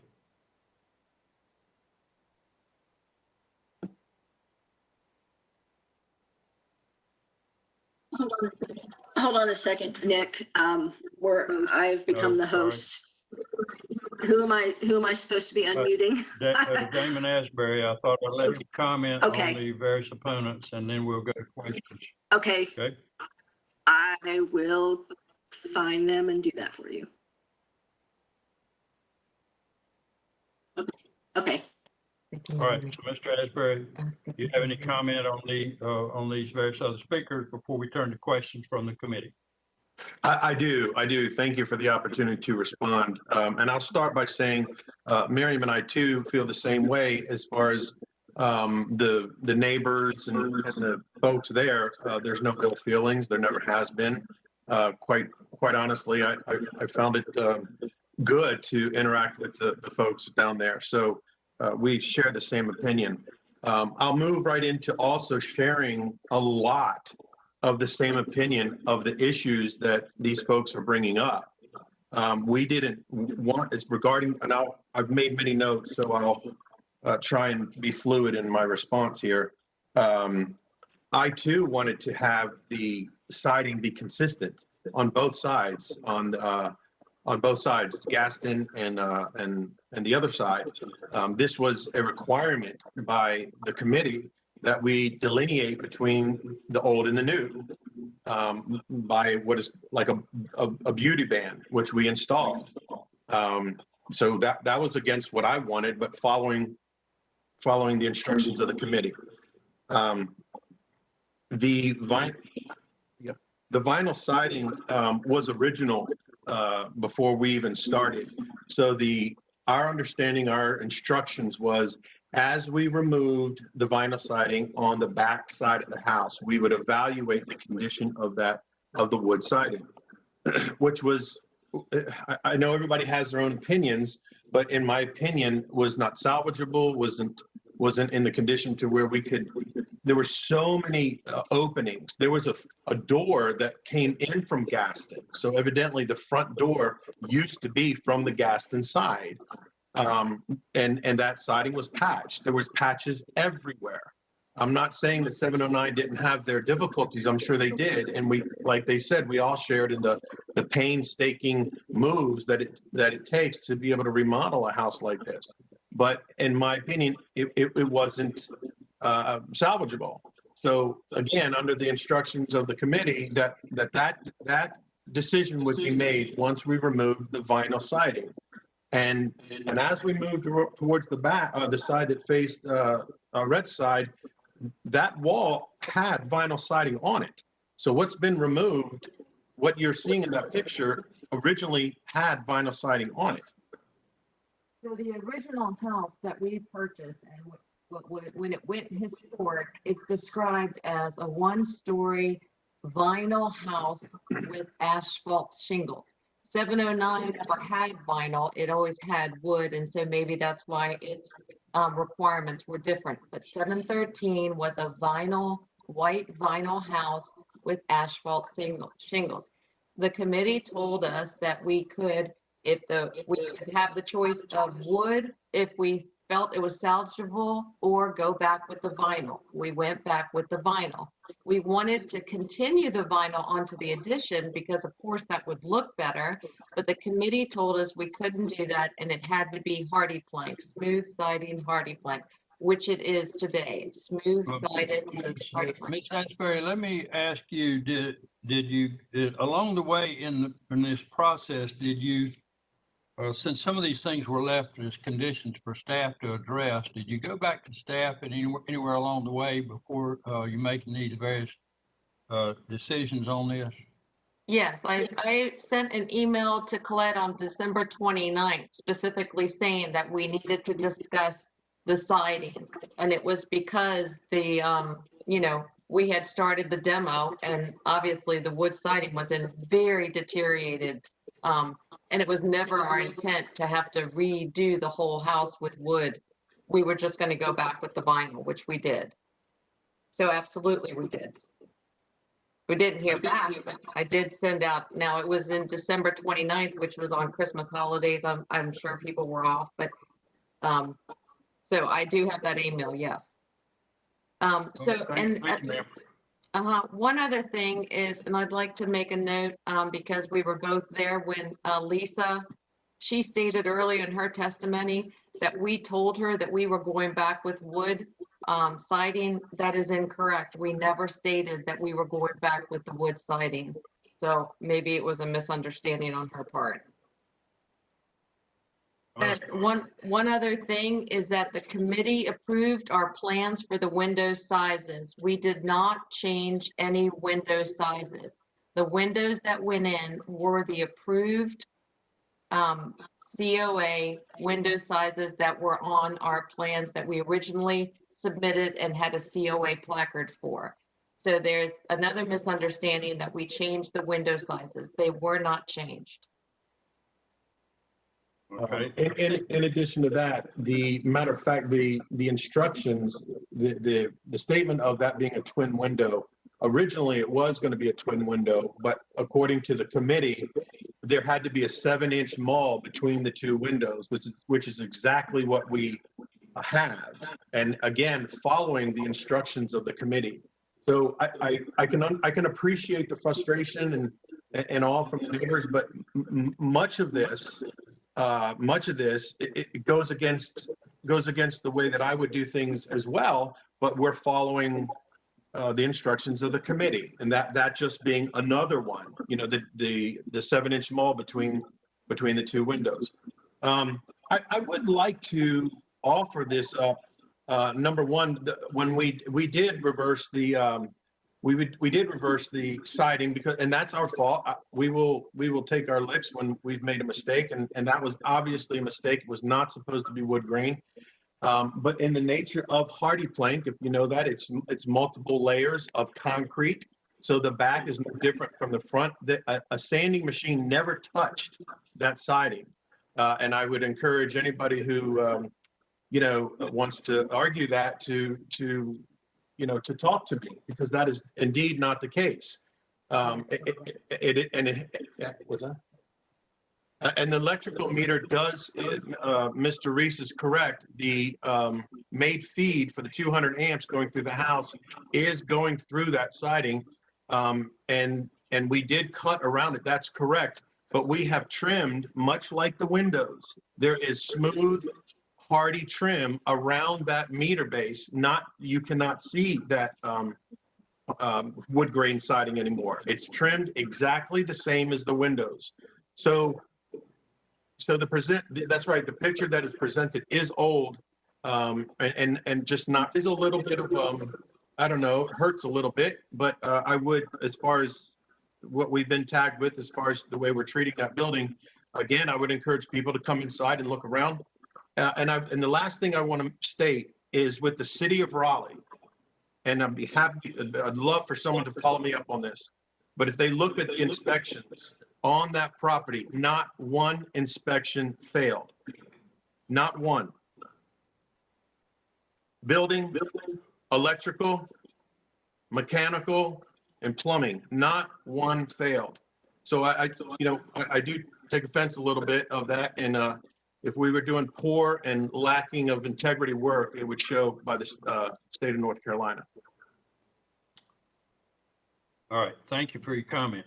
Now, I'm going to turn to questions from members of the committee, and eventually we'll come back to Colette to respond to the various suggestions that in one form or another we haven't done our job. But firstly, let's get the questions from members of the committee on the various components of this particular structure. Travis, do you want to go first? Go ahead. Yeah, and I remembered that I was actually on commission when we had the first COA for this. And I'm looking at it, and this is a question for staff, where we found in the previous COA application, Section A, Fact 8 speaks to the vinyl siding. If the wood is in poor condition or does not exist, the applicant requests to install vinyl siding on the addition. The commission has not previously found vinyl siding to be congruous in any circumstance. And given the fact that this is an HOD street side district, I know from training there's, and I think I even raised the question in the last training, was if only the front 50% applies and the back 50% doesn't that present an opportunity where we could have something where we've got wood on one side, hardy plank on the other? Now for this particular lot, because again, we've got another corner lot in an HOD street side district, how does this guideline apply? Like, are we supposed to be using wood around the whole thing or just around 75%? And they can do whatever they want on that other 25% in the back?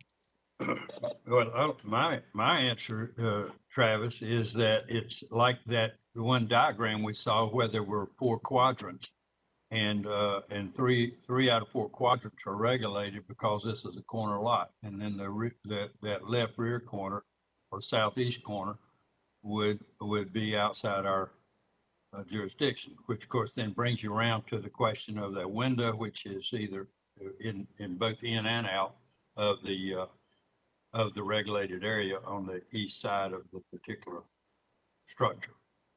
Do you have other questions? As to the windows,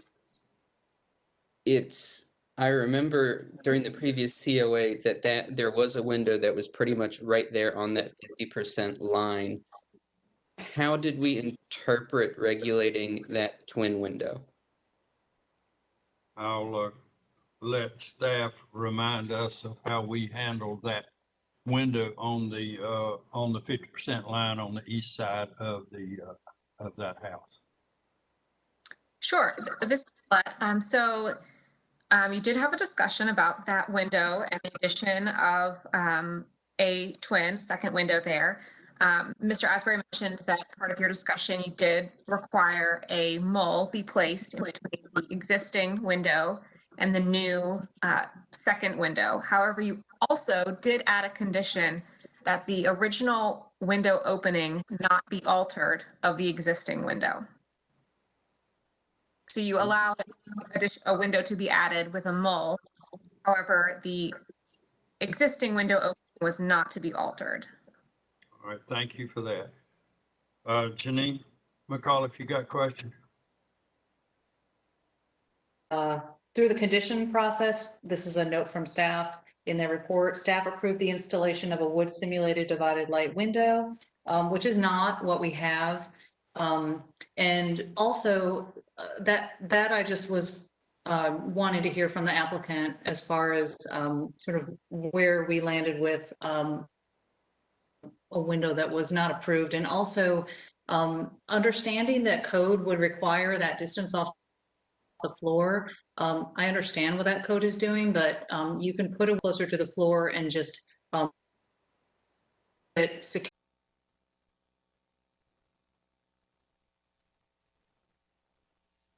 Or something running into that window because it was so low. And I've seen what happens to a window that has that film over it. You still get the shards. The film over the glass does hold them in. My point was just that, you know, in hearing about that, I think the windows could have been remedied by ordering different windows, was sort of just, as opposed to, it seemed like trying to make the windows that were not working.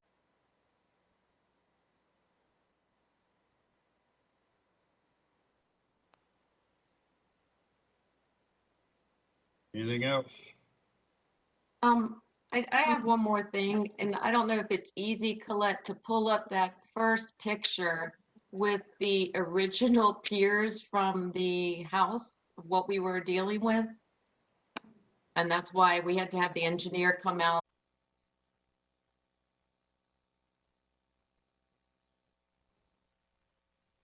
the COA application is headed toward a denial, then as we did on the first 2 or 3 matters that we had today, we deferred that to give the applicant, in this case you, an opportunity to consider what sorts of concessions or modifications might need to be made to make it conforming or in a condition that we might be able to approve it. Now, I don't know what the rest of the committee thinks, and I don't know whether it's going to go through just as you filed it. But the usual process is to find out where it seems to be headed and then decide what to do next. So with that, are there other questions from members of the committee before I close the public hearing and we start talking about what to do here? Okay, then I'm going to close the public hearing and turn to a discussion internally. And I'm going to start with Janine. What do you think? Where are you headed here? What do you think? Well, I'm headed towards denying many of what I'm seeing. I think with staff comments, you know, the exposed rafter tails are sort of the least of my concern, but that's an easy fix, right? We can just put that board back. But the windows sort of being everywhere is a concern. The snap-on grills, I don't think that's a great, you know, solution, although I understand that that's sort of an accommodation that is still an option to make those windows a little closer to what was approved. You know, the vinyl siding, I guess that's a big one as well.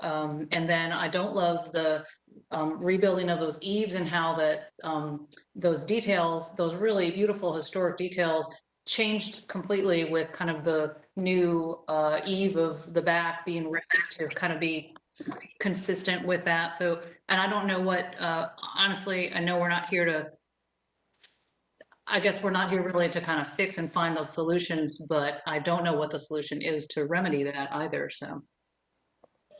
All right, comments from the rest of you. Harold, what's on your mind?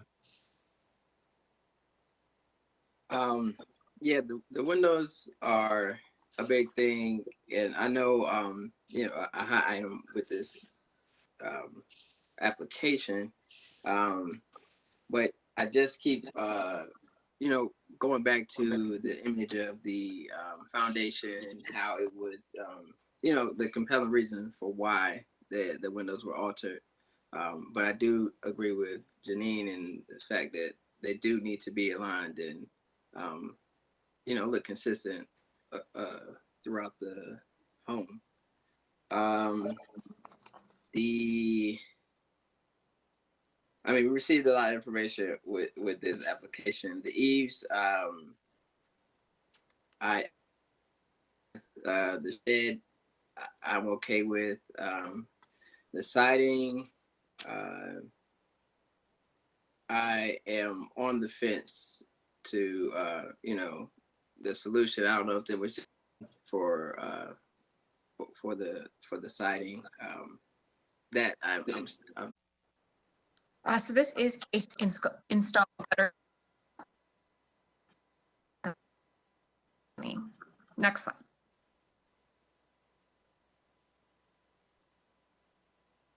Next slide. This is a view of the existing rear facade. Next slide. And another just other corner. Next slide. And a view from neighboring yard of the existing rear. Next slide. Protection details and window specifications.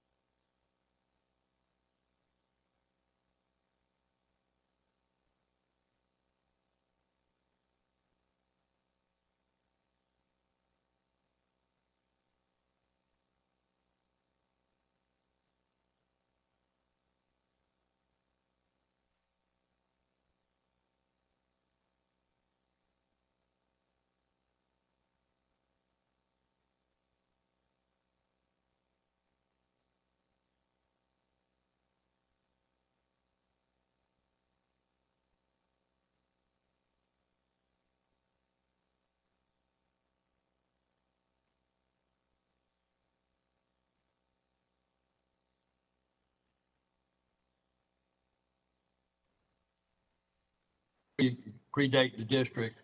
It's another thing for things that were done without a COA.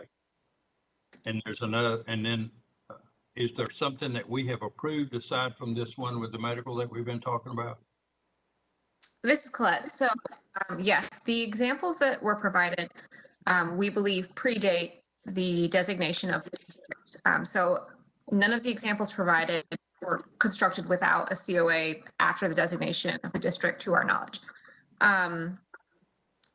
But yes, recently, the only similar application in this neighborhood would be the one that you're referencing that's temporary.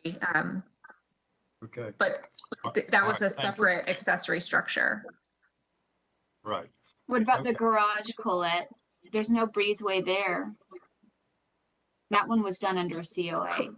Correct, yes, that was an addition application.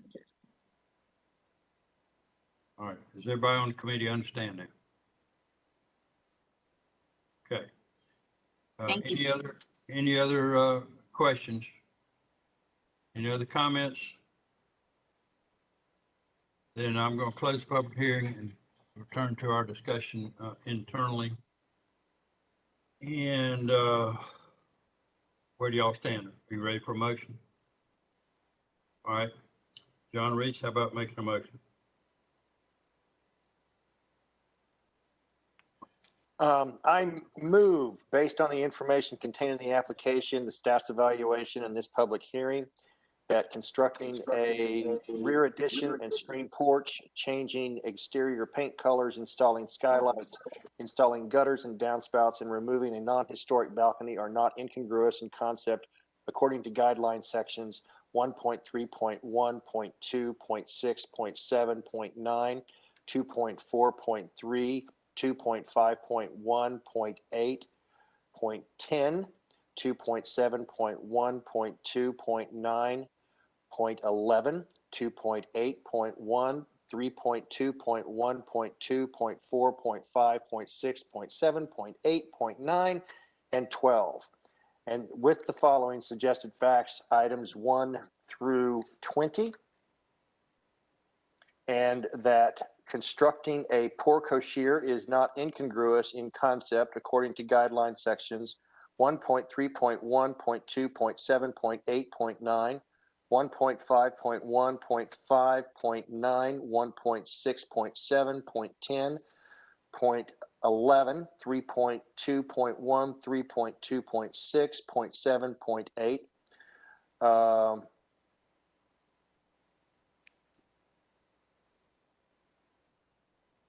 And that constructing a porte-cochere that suggests a,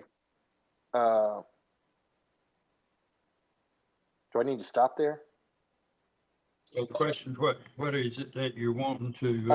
That suggests a false historic appearance may be incongruous according to guidelines sections. All right, so if it's your perception that it presents a false appearance and shouldn't be approved, then the question is whether we want to go ahead and rule on it or you want to defer. No, we're going to go ahead and rule on it. So constructing a porte-cochere that suggests a false historic appearance is not incongruent according to guideline sections 1.6.10, 3.2.8, 3.2.10, and the following suggested facts 1 through 5. Okay, is there a second to that motion? I think that one's failing for lack of a second. If somebody else want to make a motion, or what is the sense of the body here? Or do you want to defer? Are you concerned about the porte-cochere? And all right, Travis first, and then Janine. I would like to make a motion to defer just to get more details of the I'm going to butcher the pronunciation, porte-cochere. I think this could be something that's very precedent setting, particularly for the Boylan Heights neighborhood. I already see this picture of 805 West Lenore popping up all the time because of the garage and the driveway. And while we're not supposed to have attached parking garages, this could potentially be an option as a middle ground for people in the neighborhood. And I'd want to make sure that we get the details right. And to get that right, we need details of the materials being used. So I would like to make a motion to defer. Let me get a comment from Janine, and then I'll see if we get a second to that motion. Janine, what were you going to say? I had a similar thought that just trying to distinguish that porte cochere is not looking quite so historical, I think would be something the applicant could try to address and come back to the commission. So are you going to second that motion? All right, so there's a motion and a second to defer the matter, and any discussion on that? Harold, you got anything you want to say?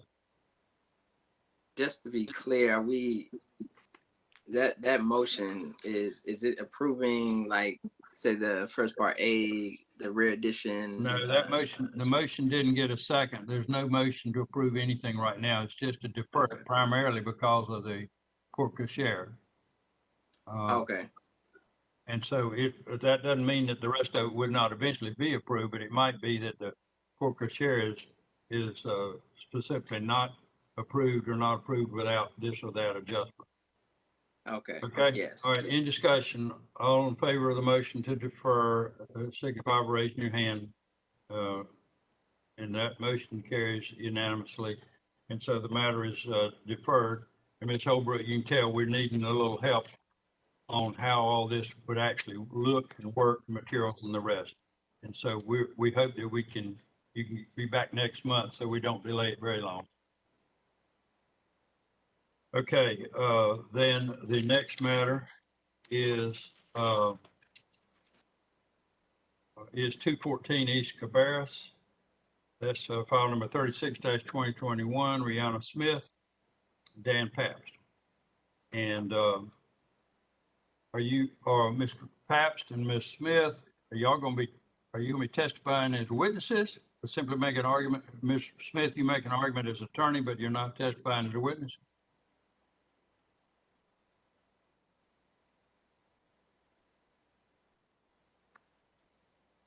I'm gonna assume that is the case, and so but I'm going to swear Mr. Pabst. Mr. Pabst, you solemnly swear the testimony you're about to give to the members of this committee will be the truth, whole truth, and nothing but the truth. If so, say I do. Dan Pabst?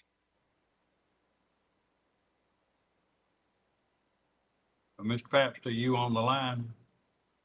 Tanya, is he muted?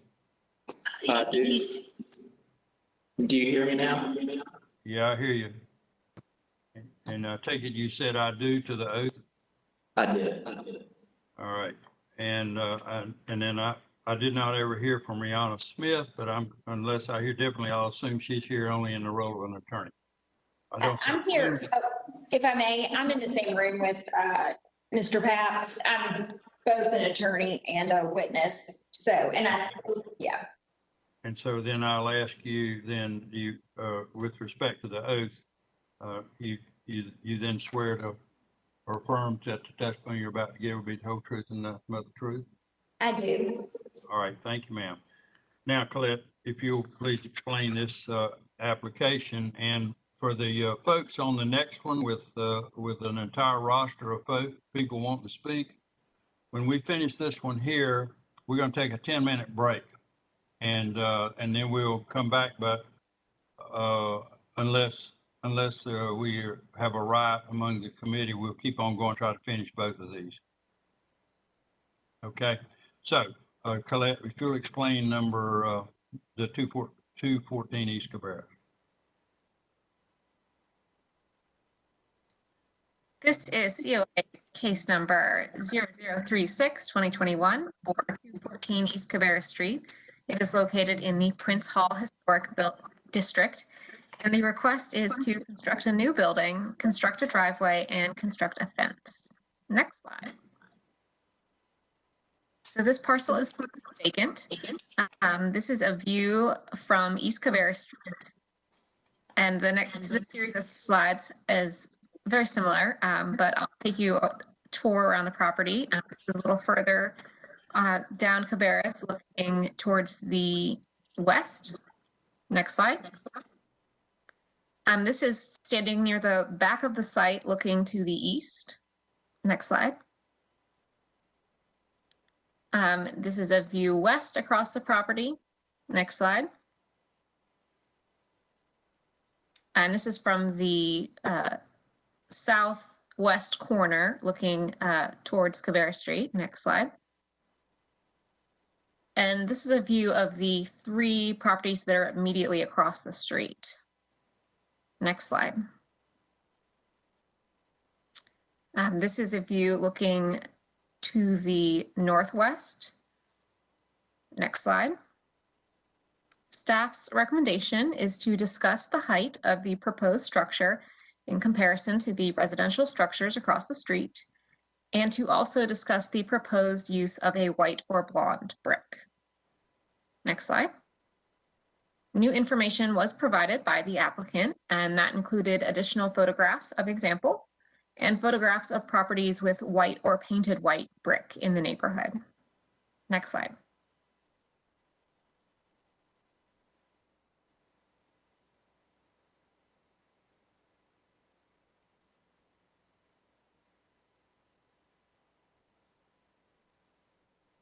Nick, you're on mute.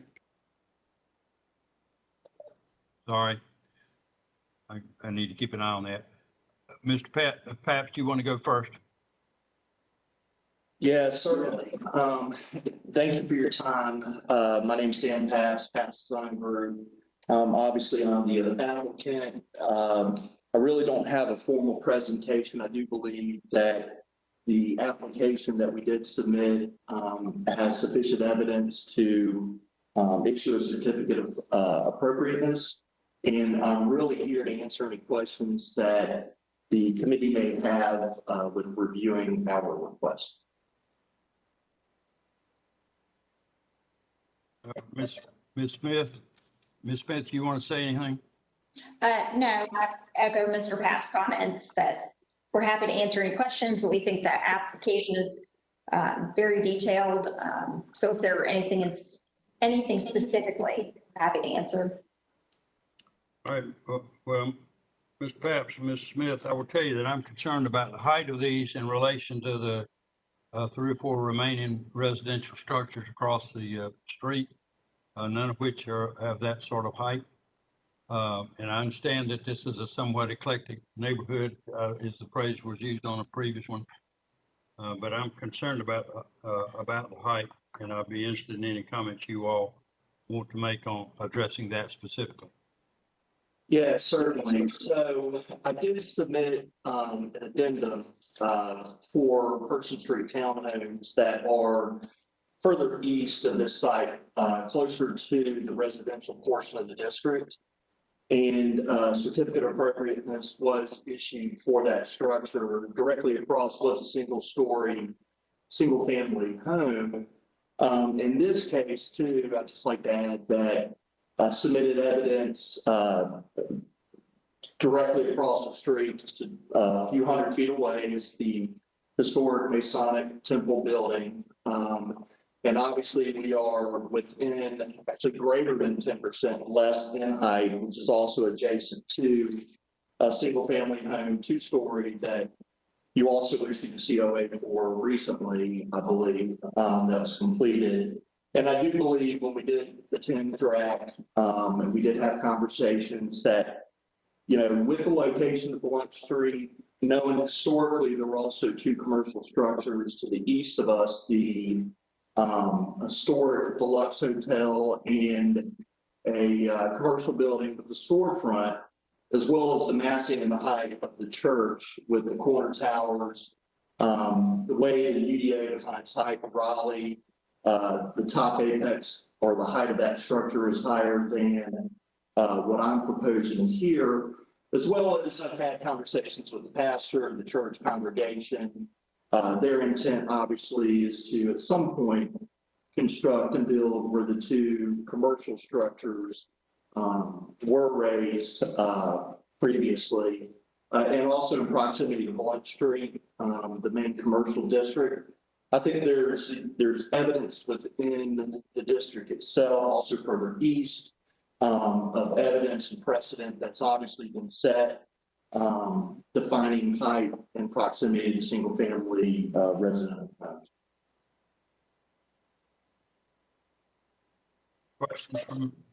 Questions from members of the committee, Travis? For the parking structure, because our guideline,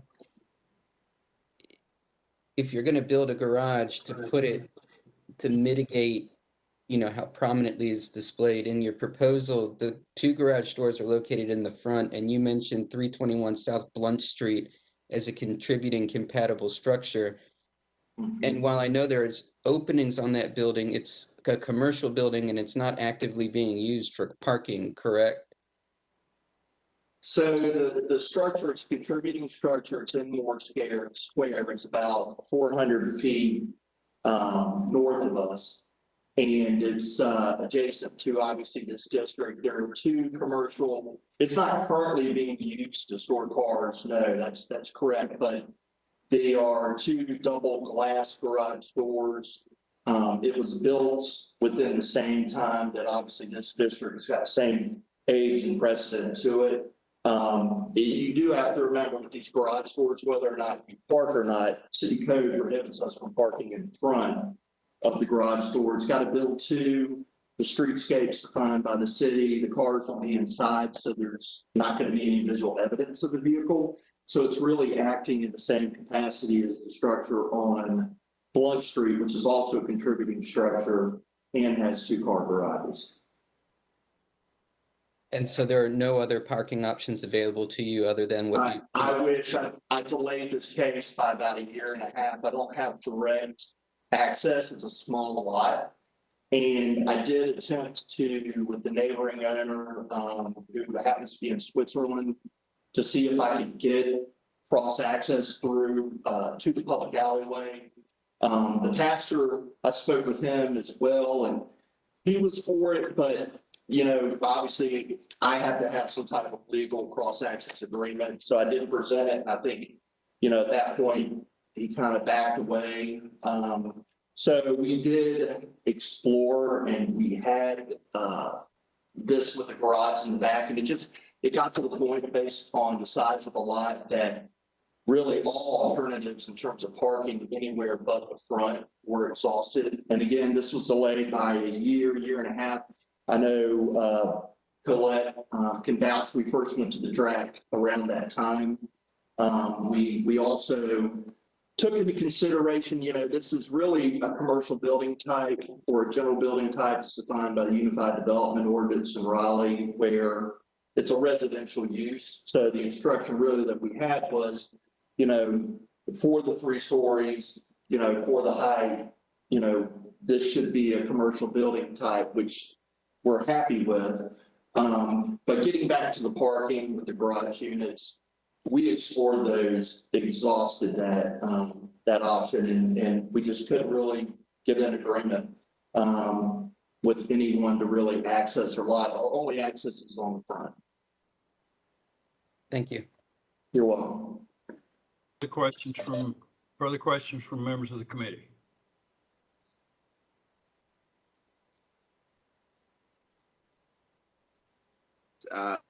Is this accurate for the brick color? Or were there plans to color? I think it was a white color Yes. brick. No, that's a great question. So my architect, who's in Atlanta traveling forward and couldn't be on this call, this was done in Google SketchUp. And I think a lot of the brick color, it's meant to be red brick. Going to have it's going to be tonal, so it's kind of got an older look to it. The white that you're seeing there was really to break it up, and originally it was meant to be painted white, which there's a lot of structures within the district that have foundations and columns that are painted white. However, I think that it probably wasn't clear. It was mentioned about white with blonde brick, and honestly, from a maintenance perspective, I prefer that. But you know, I felt like it kind of created something a little bit differently than just having all red brick. But I do know that staff's going to review a lot of our materials in the future, and I think they had listed conditions essentially for that with this application. All right, thank you. Thank you. Are there other questions from members of the committee? John Reese? In reference to the height issue, in your rendering on Exhibit 1, PDP 21, you show a shot down the street with the proposed building and then the other building on the other side, the 3-story building, but it doesn't show any of the houses that are the lower scale houses that Nick had referenced.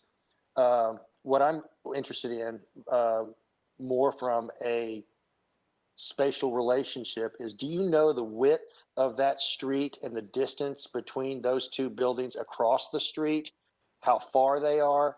Because it comes into play relative to a height to open space relationship. So I've got my material in front of me. I'm not sure which page you're referencing. I'm on page 21, which is the repeated window modules. No, this guy. Oh, it's got it. Thank you for that. If I may, just to make a comment, it is a 2-lane street. There is side parking, and I know parallel parking. But what's key to note here, and I think, and we agree with staff's comments, that this is a mixed use, really historic neighborhood as far as being residential and commercial. And so what Mr. Paps has done here is, if you'll note, there's a very good transition of height when you consider that at the 2 corners are the Masonic temple, then you have the church, then you have this structure, which is meant to look commercial to help with that. And then directly across the street, there is the residential home, and I do believe that Colette provided a picture of that house. And I would note that she did when she just did her first intro. One of the slides. Okay. And if she can look for that, that would be great. But the house directly across from this proposed build it's a 2-story home, but there is a large foundation, so it's almost a 2.5.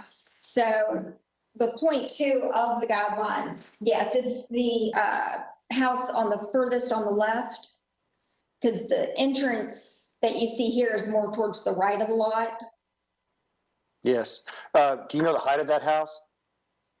We did not shoot the elevations, but if you consider everything, there is a precedent for the mixed use and the transition height-wise. I think my question is really just to establish a mass space relationship to understand the massing of what you're trying to do relative to the existing massing in the neighborhood. Right. So, John, this is Dan Paps. We've got the right of way is about 66 feet in width, right around 3 feet. Our structure's got a front setback around 3 feet. We are I know the streetscape's defined by the UDO, which is a mixed use streetscape. That's the intent here. Obviously it's own DX, but that's not really, I guess relevant with it being in a historic overlay district. In terms of the height, I did shoot elevation of the Masonic building, which is immediately to the west of the home in question, immediately to the west. And, in terms of massing our open space, we're about 58% of the lot, which is within 10% of what was prior with the original structure that was in place that was raised back in the early 90s. So really, being proximity to Blunt Street and downtown, this really does make sense in terms of a transition with the evidence. And then there's prior precedent and evidence further east of this very same thing, but it's further into the residential district where precedent and certificate of appropriateness has already been issued. Now, there's also a contributing structure further east on Person Street in Cabarrus that's taller than what I proposed You can see it also in one of the renderings. So I do believe that what you're going to see eventually with the church to the east of my property is a commercial building as well. At some point when that's a funded project. So I do think in terms of massing open space, height, I think that we meet, all the criteria here as defined by the RHDC. So I do think it does fit. It's a commercial building and it's in close proximity to downtown. Thank you for your comments. At the end of the day, we're the ones that got to make that call. John, I will say that with regard to the parking on the street, my recollection from prior cases we've had, because we've had cases involving two of those three houses, there's no parking on the north side of the street. There is parallel parking on the south side of the street, as I recall, if that bears on your thinking in any way at all. So I thought I'd better clarify that. Are there other questions? Janine? Thank you. This is a question for the applicant, because there's, I think there was a great deal of examples of buildings in the district. There's just a lot of variation as you're talking about, and I can see where you're fitting within some of that, but I'm looking specifically for your relating to the guideline 3.3.7, where we're looking for your building to generally fall within 10% of well-related nearby buildings, which is specifically speaking to buildings within 1.5 blocks of yours. And it would really help me because I Right. hear all your precedents around, and maybe if you could just dial that in, help us. No, I think really you just have to go right across the street with the Masonic building and the church with the building height of the church and the Masonic building. That's just across the right of way. So it's 70 feet from here. So it's well related. The reason why I mentioned other is because they're further away. And the precedent was already established and the height was given and deemed appropriate further east. So I think really my point in terms of well-related buildings and structures, they are there for contributing structures with both the Masonic building, the church, as well as there's a structure obviously built before the district further east as well that's taller. So in terms of well-related buildings, we get it. You were referring to the church and the Masonic building. So, correct, because they're well related. They're within 70 feet. I hear that. And I'm looking down at 20 people want to speak after I finish your matter. So Okay.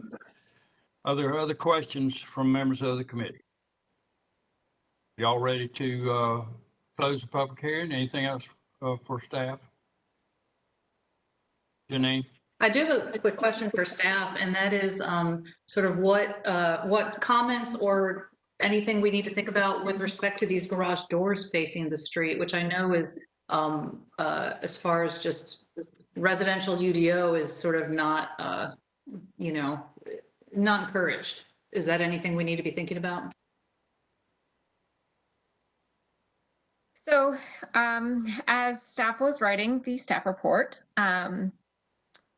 while it is a residence in use, the design is intended to be commercial in nature.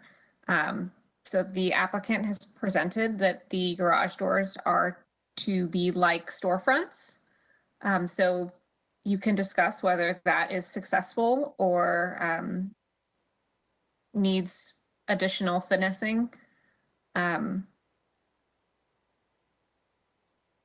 all I got. All right, thank you for that. Does that answer your question, Janine, or well enough? Okay, if there's nothing else, then I'm going to close public hearing so we can have discussion and decide what to do here. All right, our public hearing's closed. We'll turn to internal discussion. What are you thinking? You're thinking you need a break, but we're going to finish this first. John Reese? I am leaning in support of this application. I think that given the width of that street and the plinth of the houses that are across the street, there's a nice balance in there. And the height of the existing building, if you were to fold down that facade, probably wouldn't even make it halfway across that street. So, and given the fact that the buildings on either side are of a comparable scale and the mixed nature of the neighborhood, I think that I personally feel it falls well within the character of the neighborhood as well as the guidelines that we've set forth. Are there other comments from members of the committee?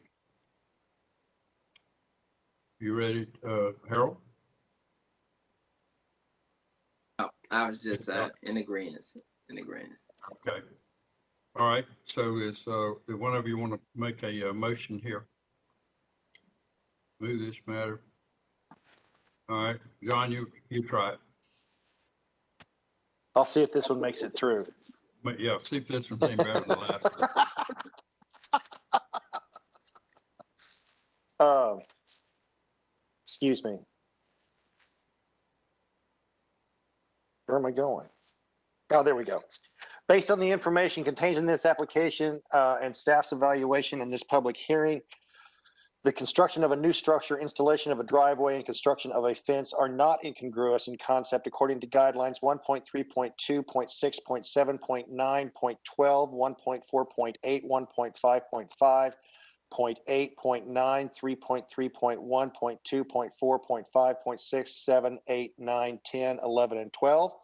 However, the height of the proposed structure in comparison of the residential structures across the street are not incongruous according to guidelines 3.1.3.3.7 and the following suggested facts, items 1 through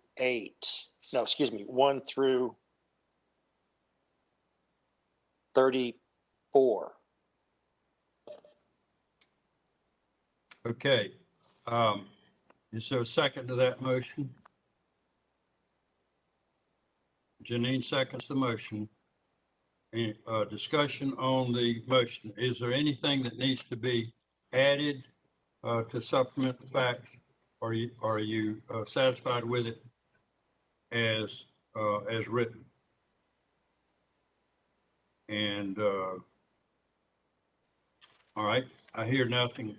There's no indication that we need to make a change, so I'll call the question then. All in favor of the motion, signify by raising your hand. All right, so that's 3 persons. Travis, you're not in favor. All right, so Travis is opposed. The motion carries. And you have a follow-up motion, John, beginning at the top of page 6.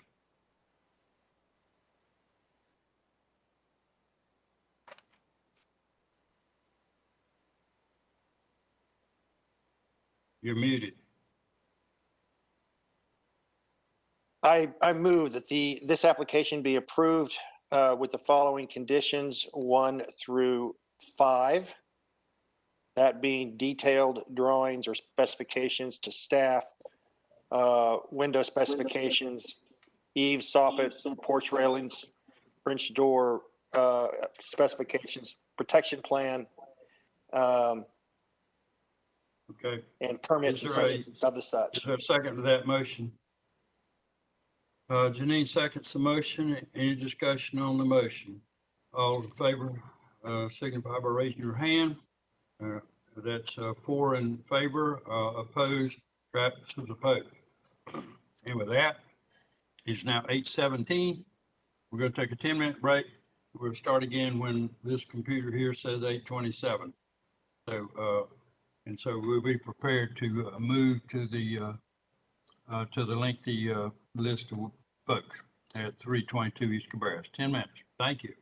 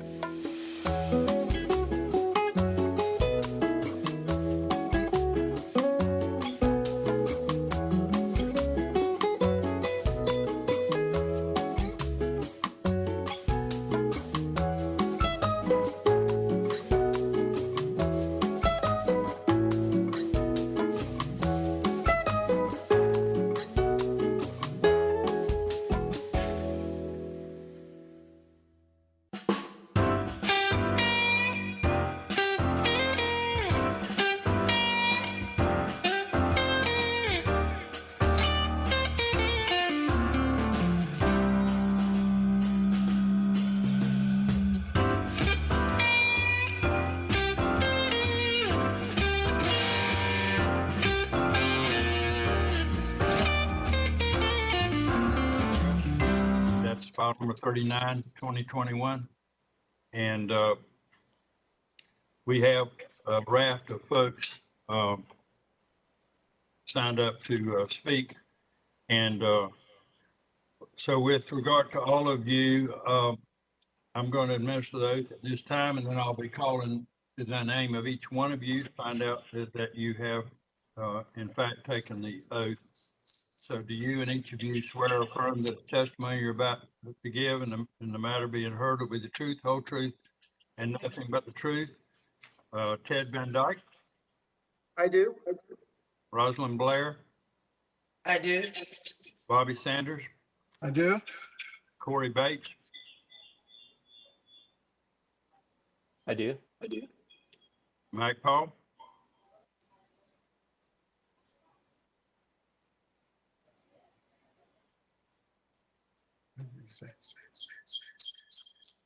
Getting feedback here. Mike Paul?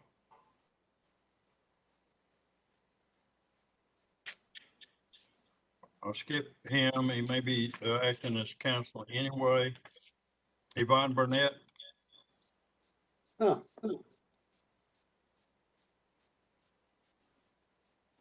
Yvonne Burnett? I do. Okay. Gary Merrill? I do. Okay, turn your volume up. I can barely hear you. I do. Gary I Meyer. do. I got you. Gary Meyer.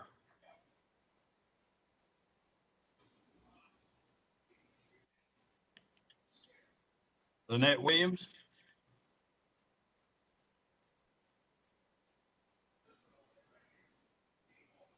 All right, Terrence Leathers.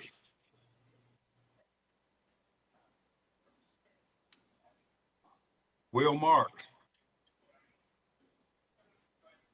Yes. Thank you. Melody Scruggs. I do. Elania Sanders.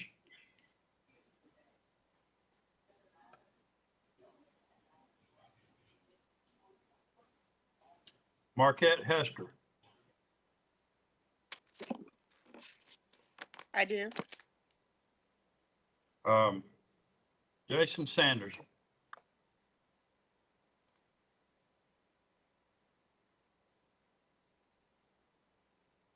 Rose Morales.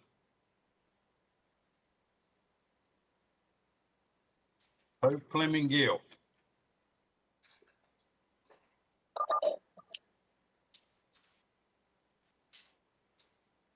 And Jenny Harper. I do. All right, thank you. Okay, well, so we have, looks like 6 off the list that have not been administered the oath. We'll move to Aaron Morton to explain the application. I also do. Oh, that's right. I'll Thank wait you. for Tanya to get that up. Okay. All right, this case is COA 39-2021 for 322 East Cabarrus Street in the Prince Hall Historic District. The work request is to demolish existing building, remove trees, establish height, massing, footprint, and siting congruity for future new construction, and construct a parking lot. And in this image on the map, the subject property has the heavier red line, but the project encompasses the lighter red line overall. Next slide. So these are some images of 322 East Cabarrus Street. You can see the existing building here, as well as the vacant corner lot, which is a part of the project, and the neighboring house on Cabarrus Street. Next.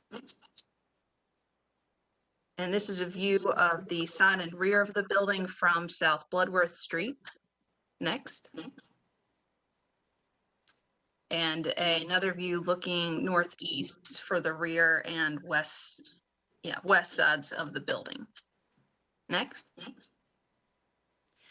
This is an image of what is 514 South Bloodworth Street. On iMaps, it is currently vacant. Some of the photographs provided in the application may show a house sitting on this lot, which has been moved a few lots down. Next. And then this is just a staff supplemental photograph to show the existing conditions further down the street on the site. So starting furthest to the left, you can see the gate of what is the Shaw Daycare Center fronting on Lenore Street. The orange building is the house that was moved from 514. So this is now 520 South Bloodworth Street. And then the two neighboring structures, the barber shop is 518 and the brown house is 516, and they both sit on the same lot. So there's a number of contiguous lots involved in the proposal.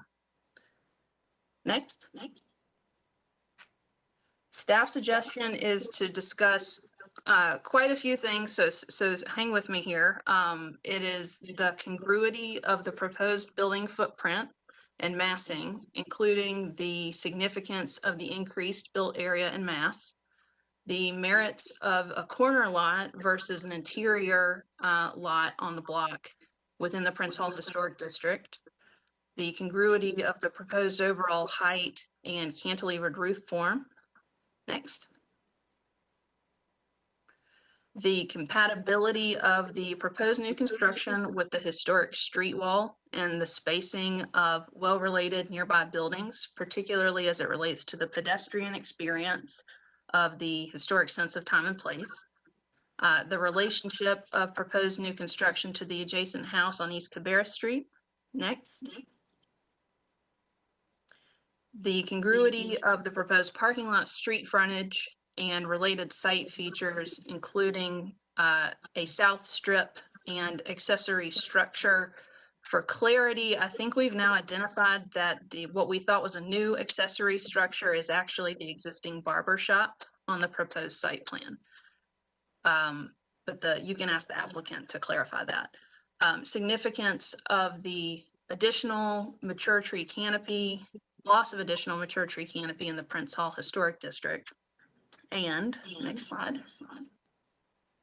Staff suggestion is to defer the application to allow the applicant time to provide a revised design and additional evidence the committee deems useful, such as, these are suggestions for you to consider, how corner lots are treated in the Prince Hall Historic District as compared to interior lots, existing and proposed site sections, including any grading information. Next. Additional photos of the streetscape and interior of the property, and some of that has been provided tonight, and dimensional heights of buildings provided as supporting evidence. Next. And the new information were existing site conditions photographs, many of which were included in the photos we just showed you. Next. And that's all. Okay. Thank you for that. And so based on staff's comments, we are to look at this site on the assumption that all of the site is vacant, and we'll go from there. And for this purpose, I suppose that means we would treat what was characterized as the lighter red or thinner line in the same fashion, so that we're looking at this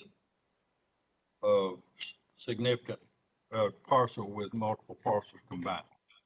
At least that's the way I'm understanding the thought process that we've been asked to follow for tonight's purposes. That said, I'm going to call on Mr. Van Dyke, and then we'll see who all we really need to hear from. And I'll point out to you that we have now been here 3.5 hours, and we really don't want a lot of repetitive comment, but we need to hear whatever when we get there. So Ted Van Dyke, you want to lead off? Yes, sir. Thanks, Nick. Thanks, committee, for sticking around. We'll go through this quickly. Tanya, I'm going to look at some of the photos again here and keep getting into the heart of our. I do want to point out that the existing building is a 2-story building, and I know there was a lot of comment about the trees significant trees being removed. You can see in the, well, let's go back one there. There's a significant tree on the playground that that you can actually see over the top of the existing building, and that is going to be safe. We have no plans to do any work in the existing playground area, and there's some trees in the distance that are on the property line. We have no plans to do anything with those either. I do not think we're actually removing any significant trees as part of our proposal. Let's keep rolling. A lot of the site is vacant, and a lot of it is actually currently non-conforming parking lot. Keep going. Saw that one. This is looking back through the tree daycare center. On the right is the existing infant center, and that may or be rebuilt in place. Next. There's a corner of it, and there's that 100-year-old tree in the playground beyond.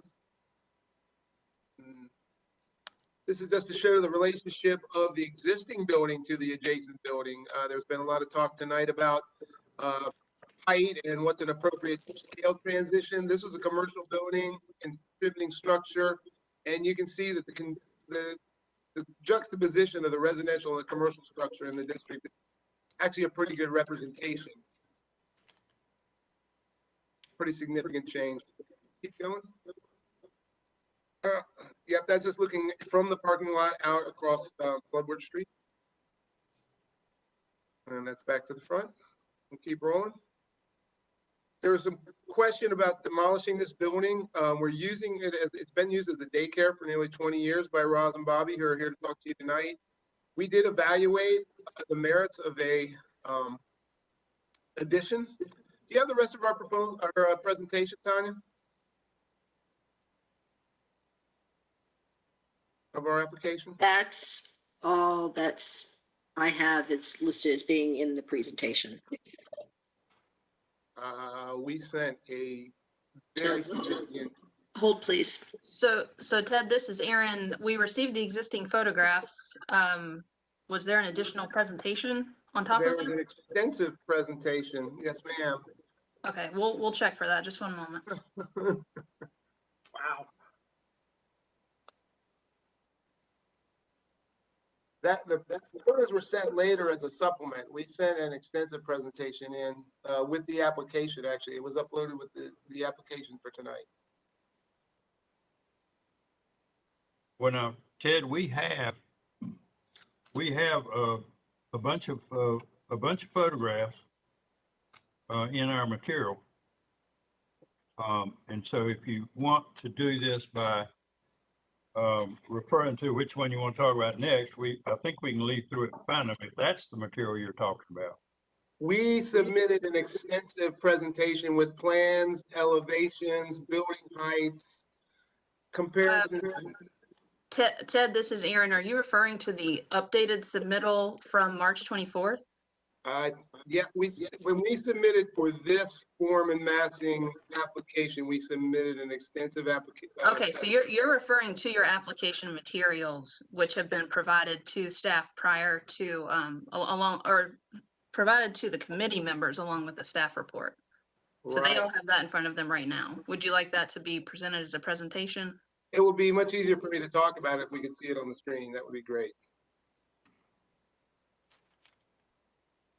I think we'd like to be. I'll find it on the folder. Just a moment. Thank you. All right.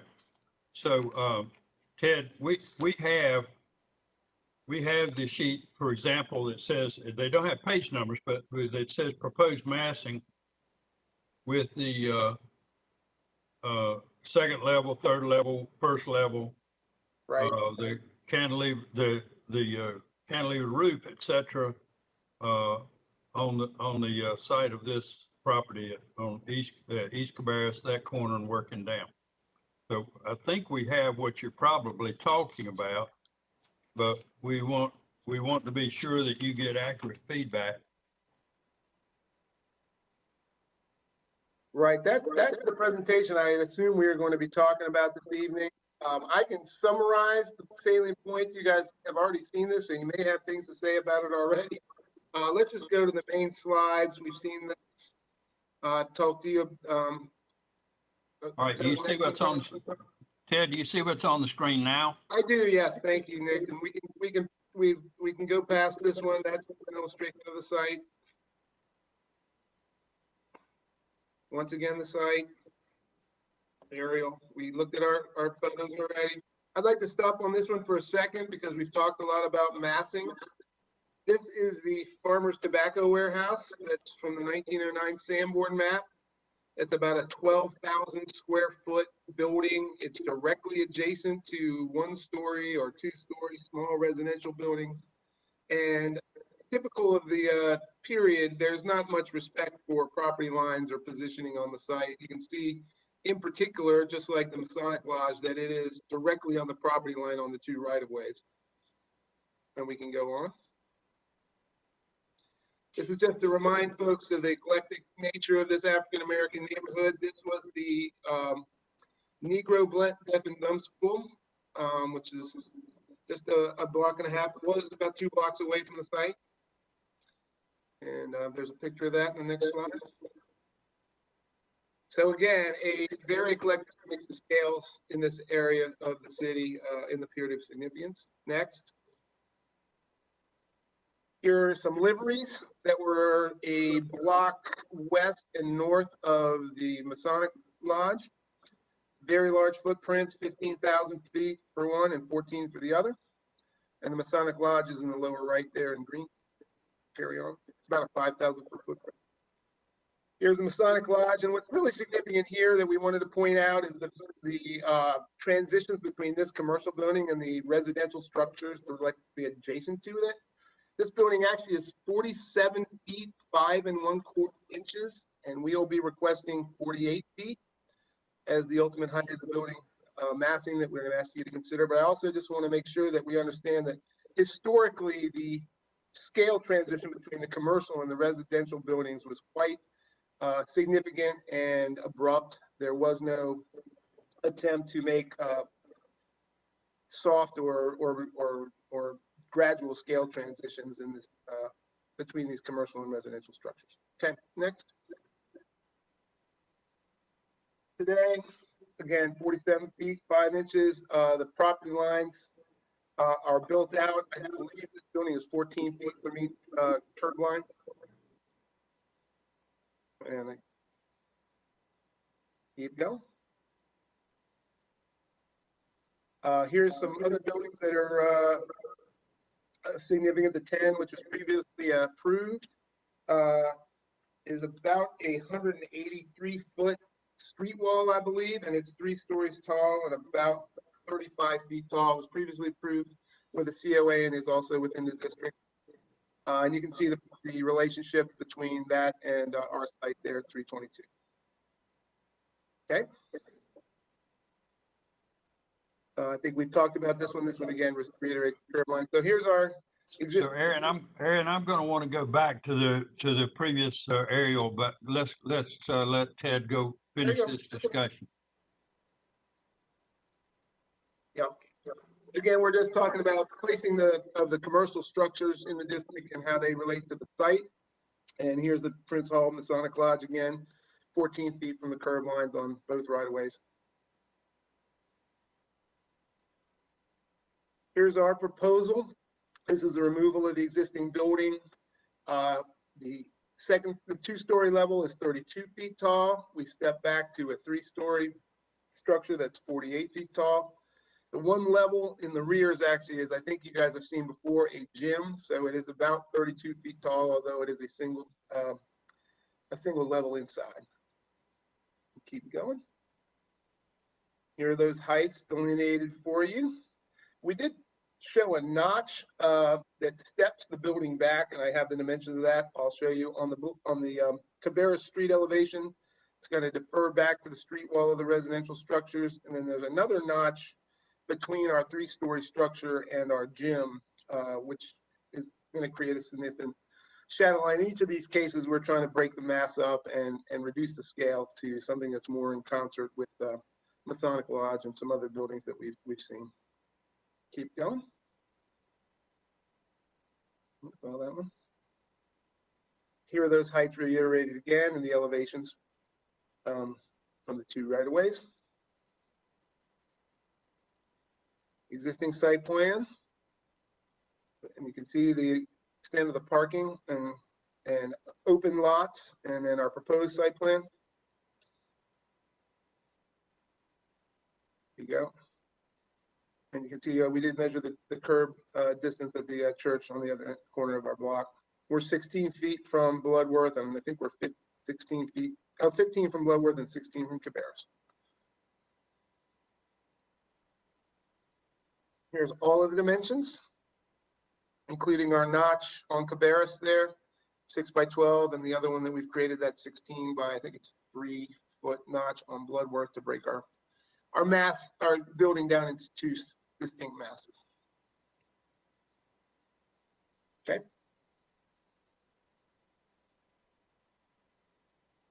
Is that all we've got, Tony? Oh, here we go. And here's a couple of perspective views for you.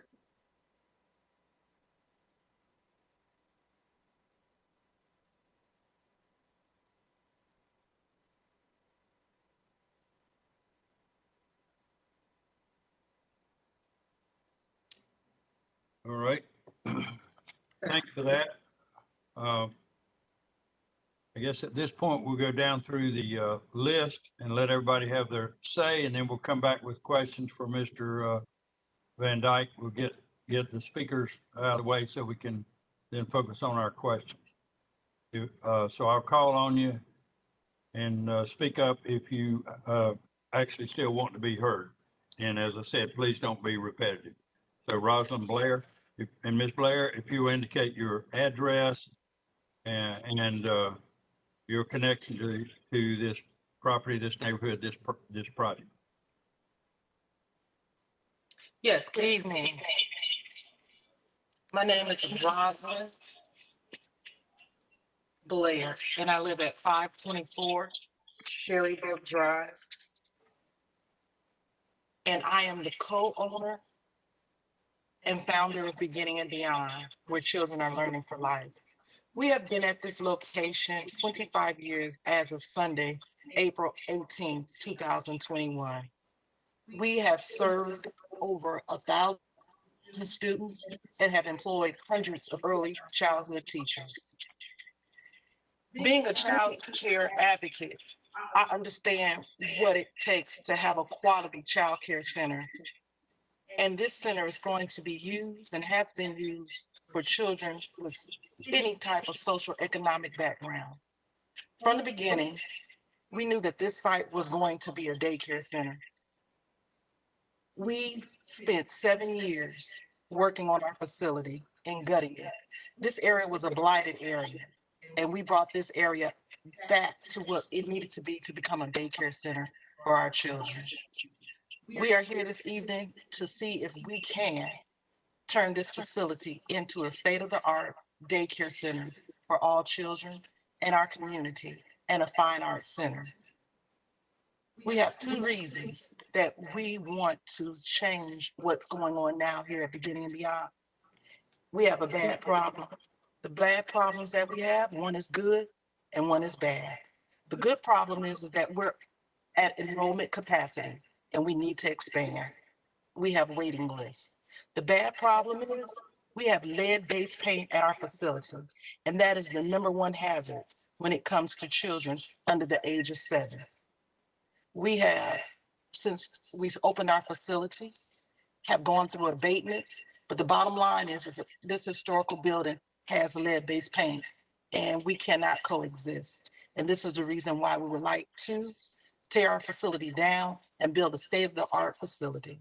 I thank you for your time this evening, and I would like to thank everyone in our village because it takes that to raise children. Bobby Sanders. And I would ask you all to remember that all we're talking about tonight is not what the use is going to be, but what is the mass and scale of this project. And for the moment, at least, we're just assuming that the building that's there now is not there at all. We're just thinking about what concepts might control what will eventually be there. but Bobby Sanders, be glad to hear from you. Good evening. My name is Bobby Sanders. We can't hear you, Mr. Sanders. I live at 524 Sherbrooke Drive in Raleigh. I have been an educator all my life. And I've taught at every level. And during the process of becoming an educator, I developed a philosophy.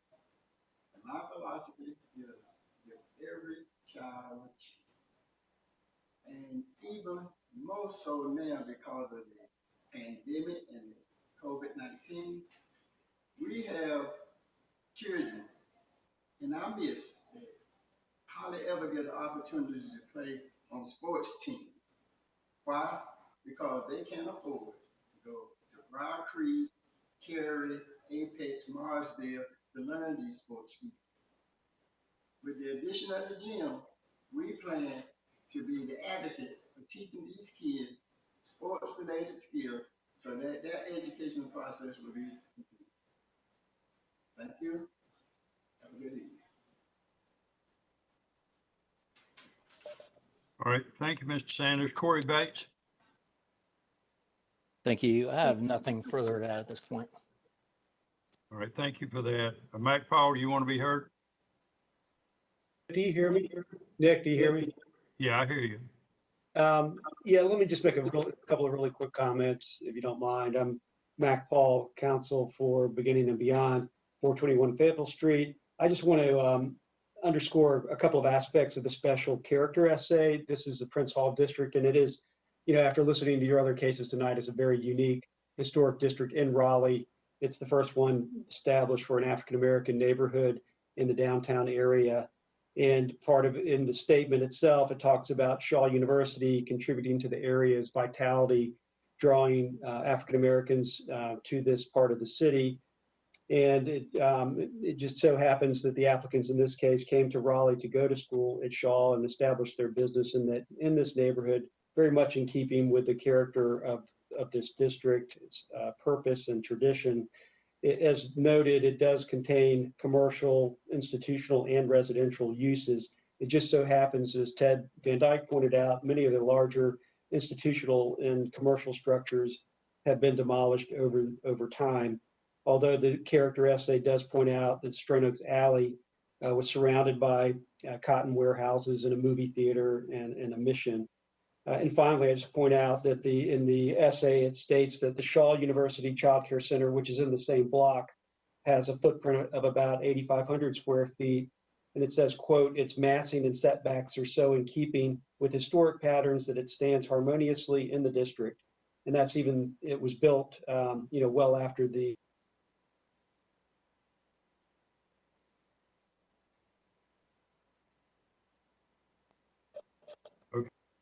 Okay, thank you for that. Yvonne Burnett? Yes. My name is Yvonne Burnett, and I live at 507 South Person, which is the backside of that facility, Beginning and Beyond.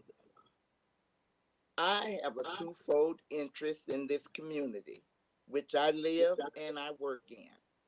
It is downtown Raleigh, Prince Hall District, and I am employed at Beginning and Beyond Child Development Center. My position is lead infant teacher.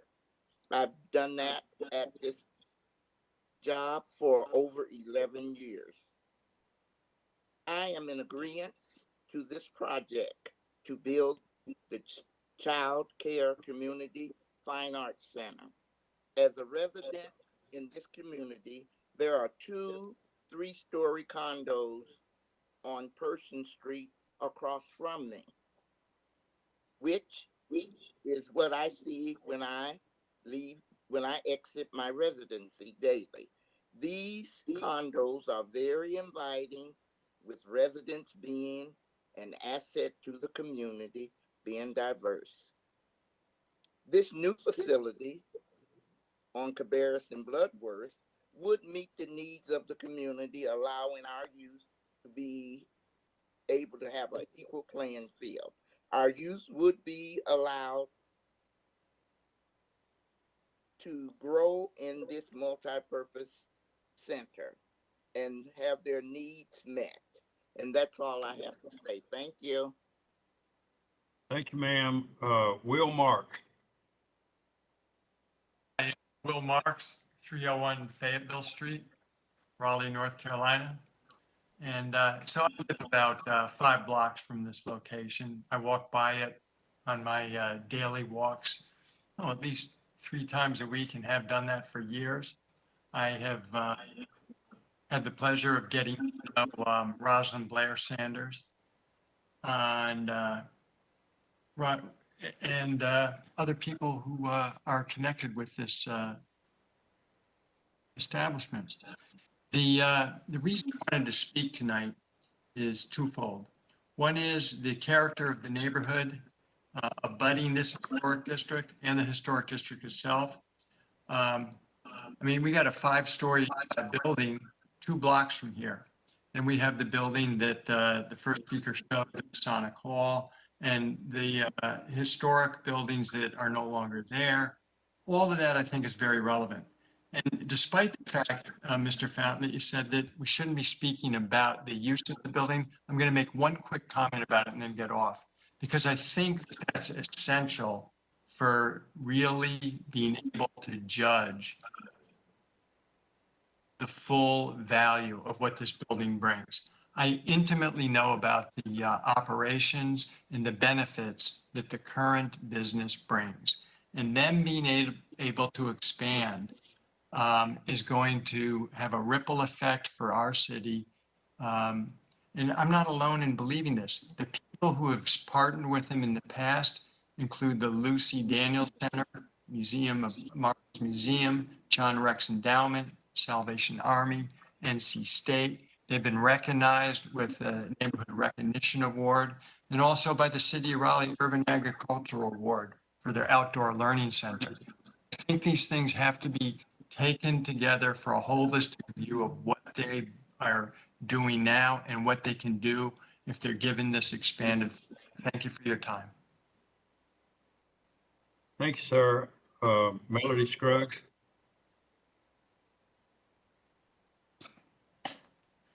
Hey there. This is Melody Scruggs. I'm a small business owner. Thank you for your consideration of my comments. I think the last gentleman that just spoke really spoke volumes. There's so many positive things that I could say about the school, but I'll just let that stay right where it's at, because I feel like you already have a good sense of what she's doing in the community for the kids. As far as just the building itself goes, I think that with the 121 Fayetteville and the 30-story and the 40-story buildings that are going in, I hear y'all talking about kind of the transition between the housing area and then some of these newer, more modern buildings that are going in. And I think that maybe to put a building like Roz is talking about right in that back side that doesn't really have some of the newer looking shinier buildings like a few blocks over would add a lot of depth and contribute interest to the district. I think it also does, like one of the other attendees spoke about, I think it also really would make a big statement about the fact that we're providing a space and a place for the children who have been here all along already. So I think Roz would be just the person to put a building that really will transition nicely between some of the smaller houses and then some of these bigger, shinier new buildings that are going in. And then I also just kind of wanted to make a comment too about the trees that are back behind her building. She has done a whole lot to make that a very natural area and to preserve the history that's there. And I did provide some pictures of some murals that I have painted for Miss Rosalind inside her building that really express her attitude about the city of Raleigh and what her goals are. So you can see that her, the one mural there, these angels are actually all small businesses and other organizations within the city of Raleigh that came alongside Roz to open this up. So, her small business really represents a huge community of businesses that are in Raleigh that have supported her right from the beginning. So I just, each one of those angels represents different companies that came along and supported Roz in opening this center. So I think it would be a shame, a black eye on the on the community to not really fully welcome this new facility that Roz wants to bring for the kids. I just, can't emphasize it enough. Thank you for your consideration. Tanya is muting as fast as I'm unmuting. I've got to stress to you folks that this is not about, this is not a vote on Rosalind Blair or Bobby Sanders. This is simply looking at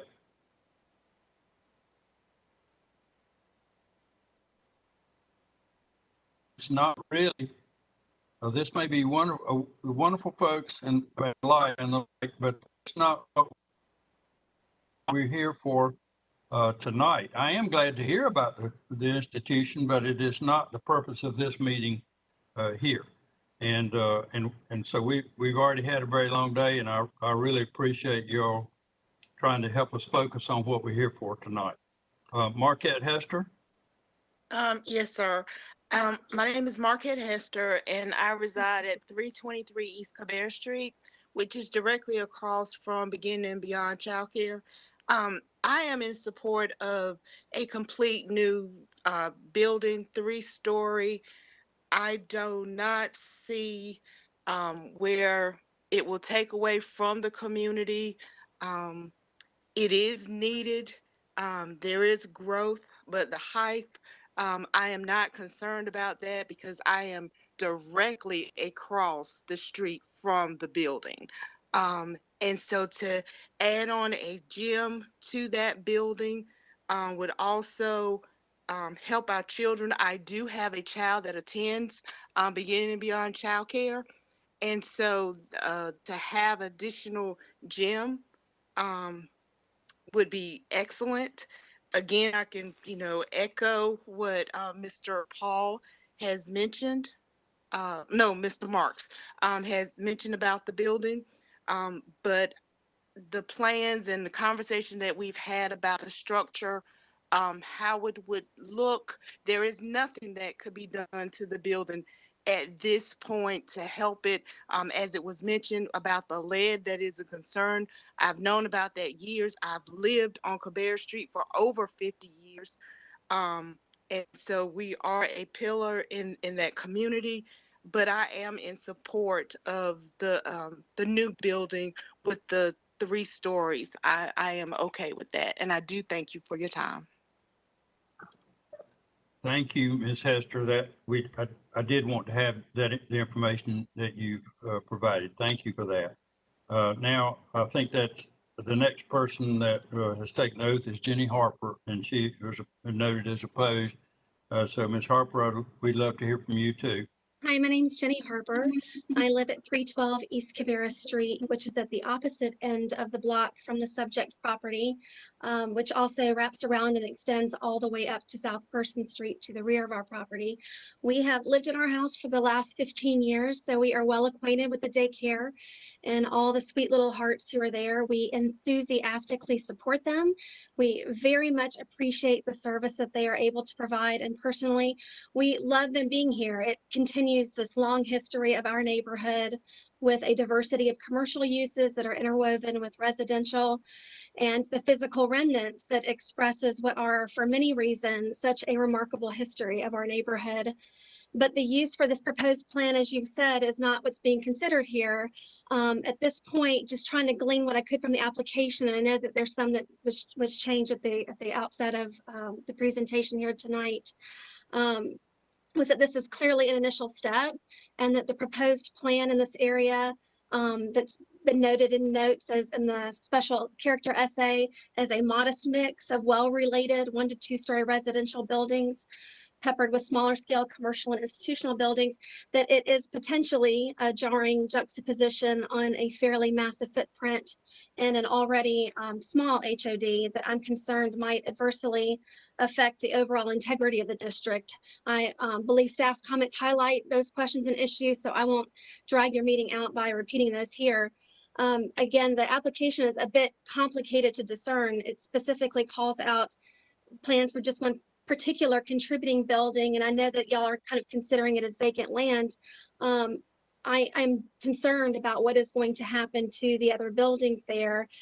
For example, there's really nothing in the application that speaks to what's proposed to happen to the 3 other contributing historic structures, which include the longtime residents of the Cumbo family who moved to 516 South Bloodworth around 1938, and also the adjacent commercial building that they constructed around 1948 for use as their barbershop, which are all part of this massive, 8-lot assemblage. So I think it's important to understand whether or not we're looking at just the loss of one significant historic structure that contributes to the district on East Cabarrus, but virtually an entire block of the HOD in addition. I know that there are a lot of complexities surrounding the demolition request for 322 East Cabarrus itself, and I am troubled by the potential loss of what is currently known in its more recent history as a daycare, but what was known as the site of Haywood Funeral Home for 70 plus years until they relocated in the mid-1990s. But it's the project's potential for establishing precedents, not just in Prince Hall, but in the other HODs that I'm most concerned about. The proposed development is cited on what is now an amalgamation of 8 individual lots in the HOD that extends all the way from South Bloodworth up to South Person Streets. And I believe that would require a recombination in order to move forward into one very large 1.6 acre parcel. The precedent that a development of this magnitude could create might affect all the other HODs. It incentivizes developers acquiring multiple adjoining parcels, allowing contributing structures to fall into disrepair, thereby fueling their argument for demolition. And then going through the process to recombine the lots and then looking to build the maximum height and massing and setbacks allowed, et cetera, which would serve to hollow out swaths of an HOD and really pick apart its overall integrity. These, special areas that the city has determined are of paramount importance to understand in the development and the history and the culture of the city. Off the top of my head, I can think of several other current similar lot assemblages that would also manage to take out half or an entire block of contributing structures in a similar way, just in Prince Hall, which would be devastating to the district's future. So it's for these reasons that I'm concerned about the COA as it currently stands. I will add that it is my absolute sincere hope that a way to meet the daycare's future needs that delivers the cutting edge upgrades, which sound wonderful, and I know that they are sorely needed, but in a way that does not erase the neighborhood's history, that there's an opportunity to creatively blend in these wonderful contributing historic structures with compatible infill on what is currently vacant land that does not compromise the integrity of the district, that a solution could be found. Thanks so much for the opportunity to share my concerns with you this evening. Thank you, ma'am. And I reiterate that there is not a demolition request before us on this agenda here.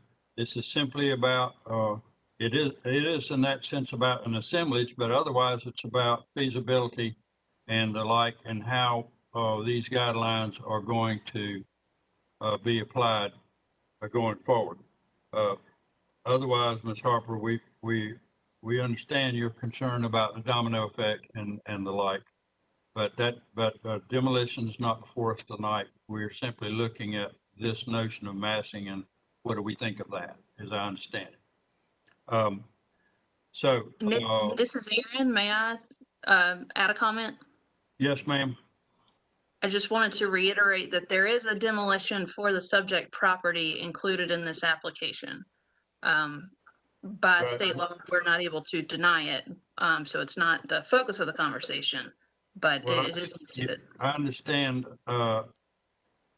that, but Aaron, I'm relying on your comment in your notes that this COA application should be reviewed as though the entirety of the proposed site is vacant. And I take that to mean we aren't, and I well understand that we cannot prevent a demolition, we can only delay it. Sure. Yes, I just wanted to clarify that it is in the request, and if approved, would be approved and able to move forward. But you're correct about the new construction. And it may be in front of us at a subsequent meeting, but it's actually not what we're here about tonight, as I got it. Y'all can correct me if I'm wrong about that. Are there questions from members of the committee? Do y'all want to now ask questions of Mr. Van Dyke or others? Harold? A quick question for the applicant. I thought I heard him say when we were going through his presentation that the building was only 2 stories. And I just wanted to get some clarification on what the 3rd story structure is, or what they envision for that. Thank you for the question, Harold. What we've done is we have a predominantly 2-story scheme that's 32 feet tall. There's a 3rd floor that's pushed back. I think it's approximately 20 feet from Cabarrus Street, so that from the street, you wouldn't see that 3rd level, and we'll have an outdoor play area and rooftop patio up there. So it's not a full 3rd floor all the way out to the corner of Bloodworth and Cabarrus. It pulls back to diminish the mass and the height and the apparent scale of the building. Although, as I pointed out earlier, the Prince Hall building is 48 feet tall, 3 full stories right to the street. So most of the gym is 2 stories in height, but it's a single volume. That's the back part on Bloodworth.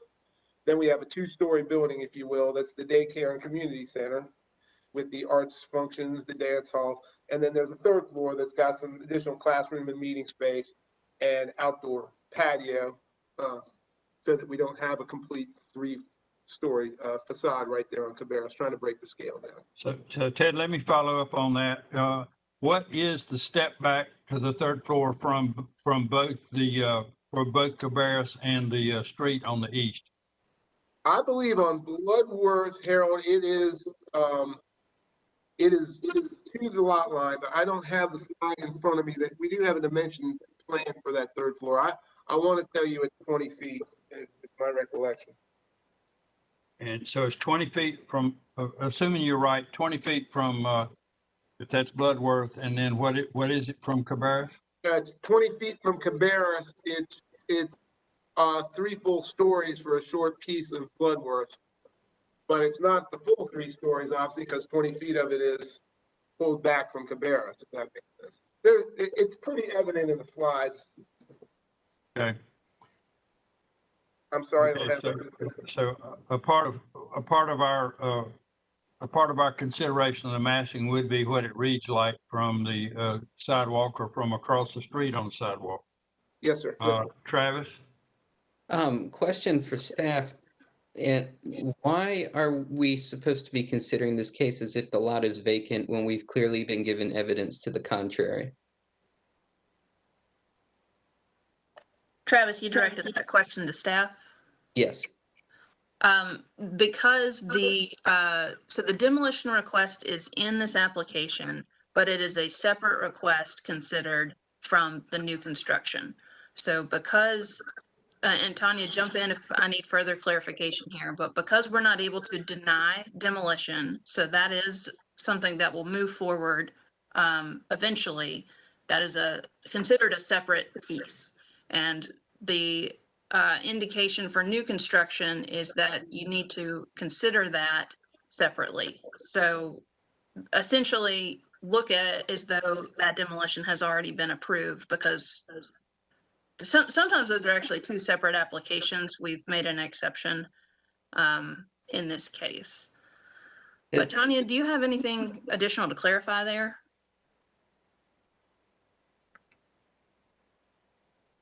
I'd just like to clarify as the applicant, Travis, the reason we're asking for this Is it to actually design a 30,000 foot building, start to finish, site plan approval to the city of I Raleigh? appreciate your clarification, sir. But Can you hear me now? Tanya here. Can you hear me thank you, now? Tanya. Yes, we can hear you. Okay, sorry, I couldn't hear Tanya here. I wanted to just say that it has to do also with this being a two-part application. With this case, you're just accepting for the request to demolish the existing daycare building.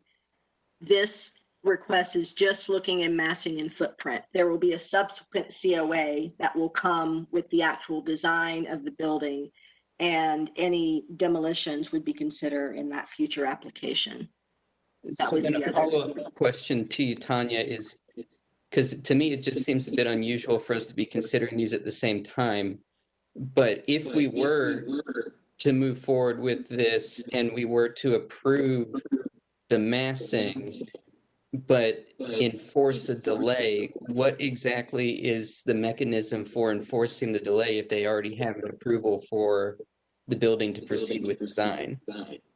Well, Travis, we wouldn't, all we're considering right now is the massing, because the folks don't want to spend all that design money if at the end of the day it's going to be a dead project. And so they just want for us to consider the massing. And I'm assuming that we're considering as if we had okayed a demolition, or for this purpose, it doesn't matter whether we would eventually waive the delay or not waive the delay. We're just looking, so it will help us tonight. I think we just focus on the massing piece of it and assume for purpose of discussion that the building is not there. And it may be that it would nevertheless that we'd have a lot of problems with it, or that we don't. But that's the way I'm trying to compartmentalize it in my head as to why we're doing this. That answers my question. Yeah. Ted, can you tell us a little bit about the structural integrity of the existing building that you're wanting to demolish, or that's under wraps to be demolished?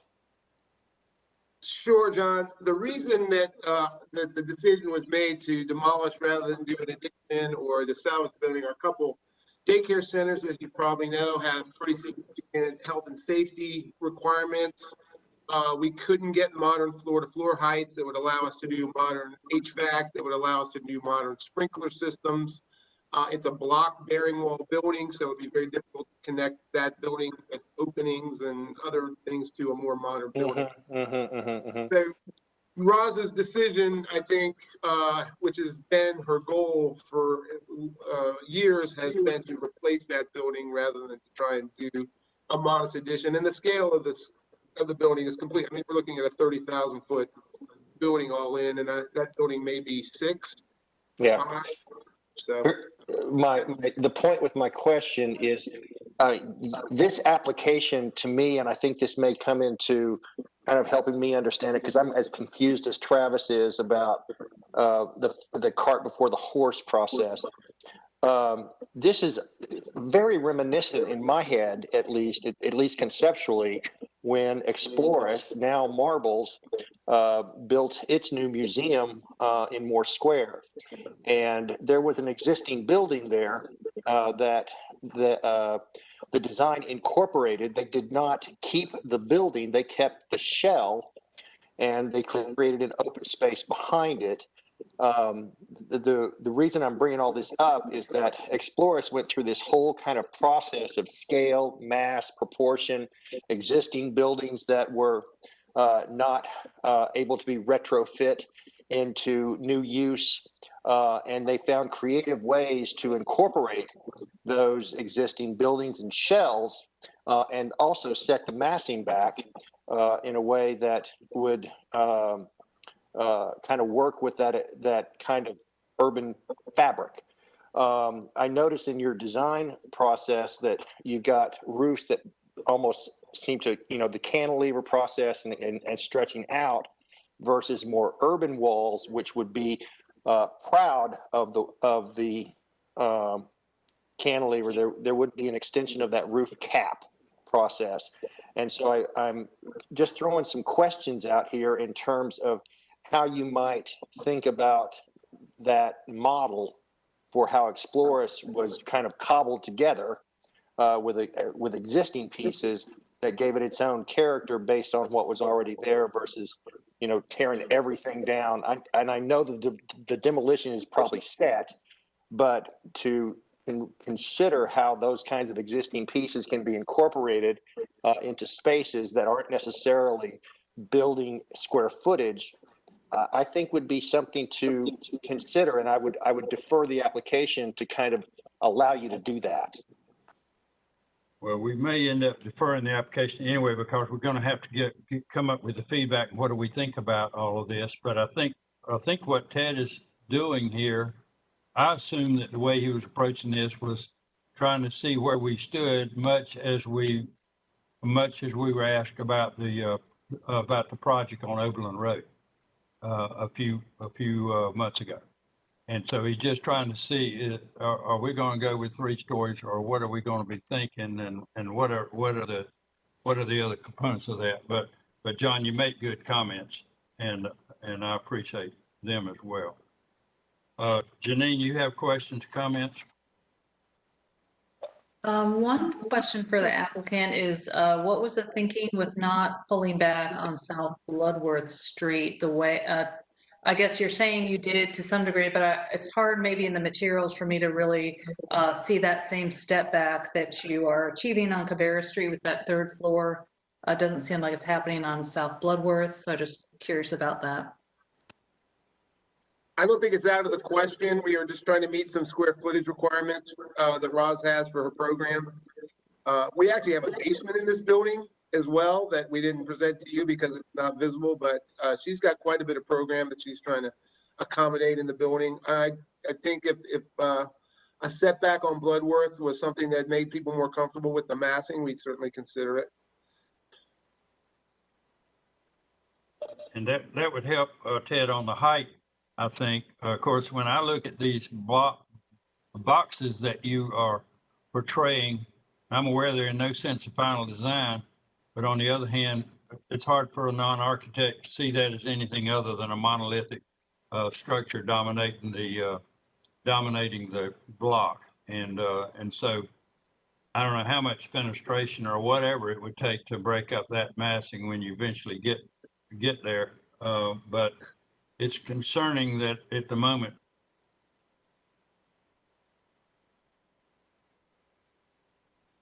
presentation sort of model from the Glenwood case with the creamery. Bite of the apple or separate when we come back with our finishing and then our detailing. We were just trying to get a read from you on whether you agreed with us that there was precedent in this district with buildings both past and present, that commercial buildings were larger, that the juxtaposition between them and residential structures was very significant, and that this could be an appropriately massed building if we then came back to you with an appropriately detailed, fenestrated, and materials palette that you all agreed to with us. So as you said quite right, Nick, we're just trying to take the first step and see if if this is something we can go forward with, or whether we need to reconsider more significantly. all right, thank you for that. Are there other questions from members of the committee for Ted or any of the other speakers? John Reese?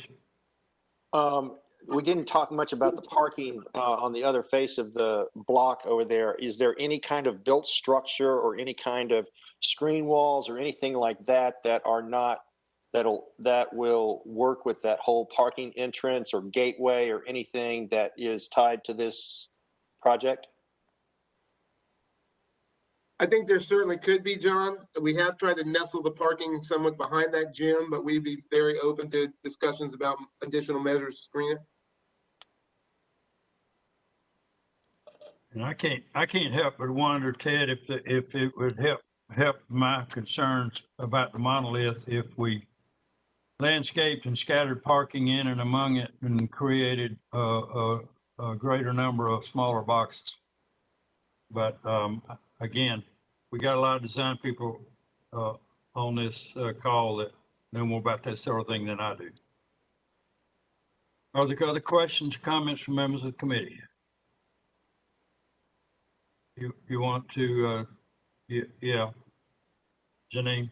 Yeah, thank you. I guess, when we're talking about whether we are, going to make a motion to approve the massing, I do want to point out that I don't feel like the roof forms kind of fall under the massing conversation, and I'm not kind of feeling comfortable kind of having that conversation about that cantilevered roof on the top. And I wonder too, if, I think we're talking, I think I'm recognizing that this is a pretty elemental start, and I would expect there might be more undulation or more, definition here. And I guess that's a little bit of my concern is, I think I'd want to just, if we wanted to move forward and kind of discuss what we think of this, I still think there's going to be a point where we get more definition and we kind of can weigh in again with those details that we're not seeing now. But I think generally it sounds to me like we're just being asked if kind of this overall amount of square footage and the overall expectation of the height at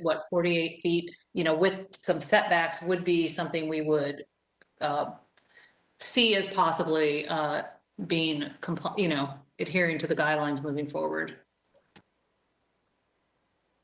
Exactly. I think that's right. It's just to what they're looking for. On the other hand, I don't want us to, if we don't like the cantilever and that shed roof up there, I don't want them to go spend a bunch of money on it, thinking that we must have thought it was okay if we really didn't. I want clarity for their sake as well as ours. All right, John Reese. Yeah, and that's exactly what I wanted to give them in terms of my comments relative to Explorus. And I keep going back to that model, but I think that is a very good model to kind of follow relative to this structure. I have, large scale projects like this that are very viable have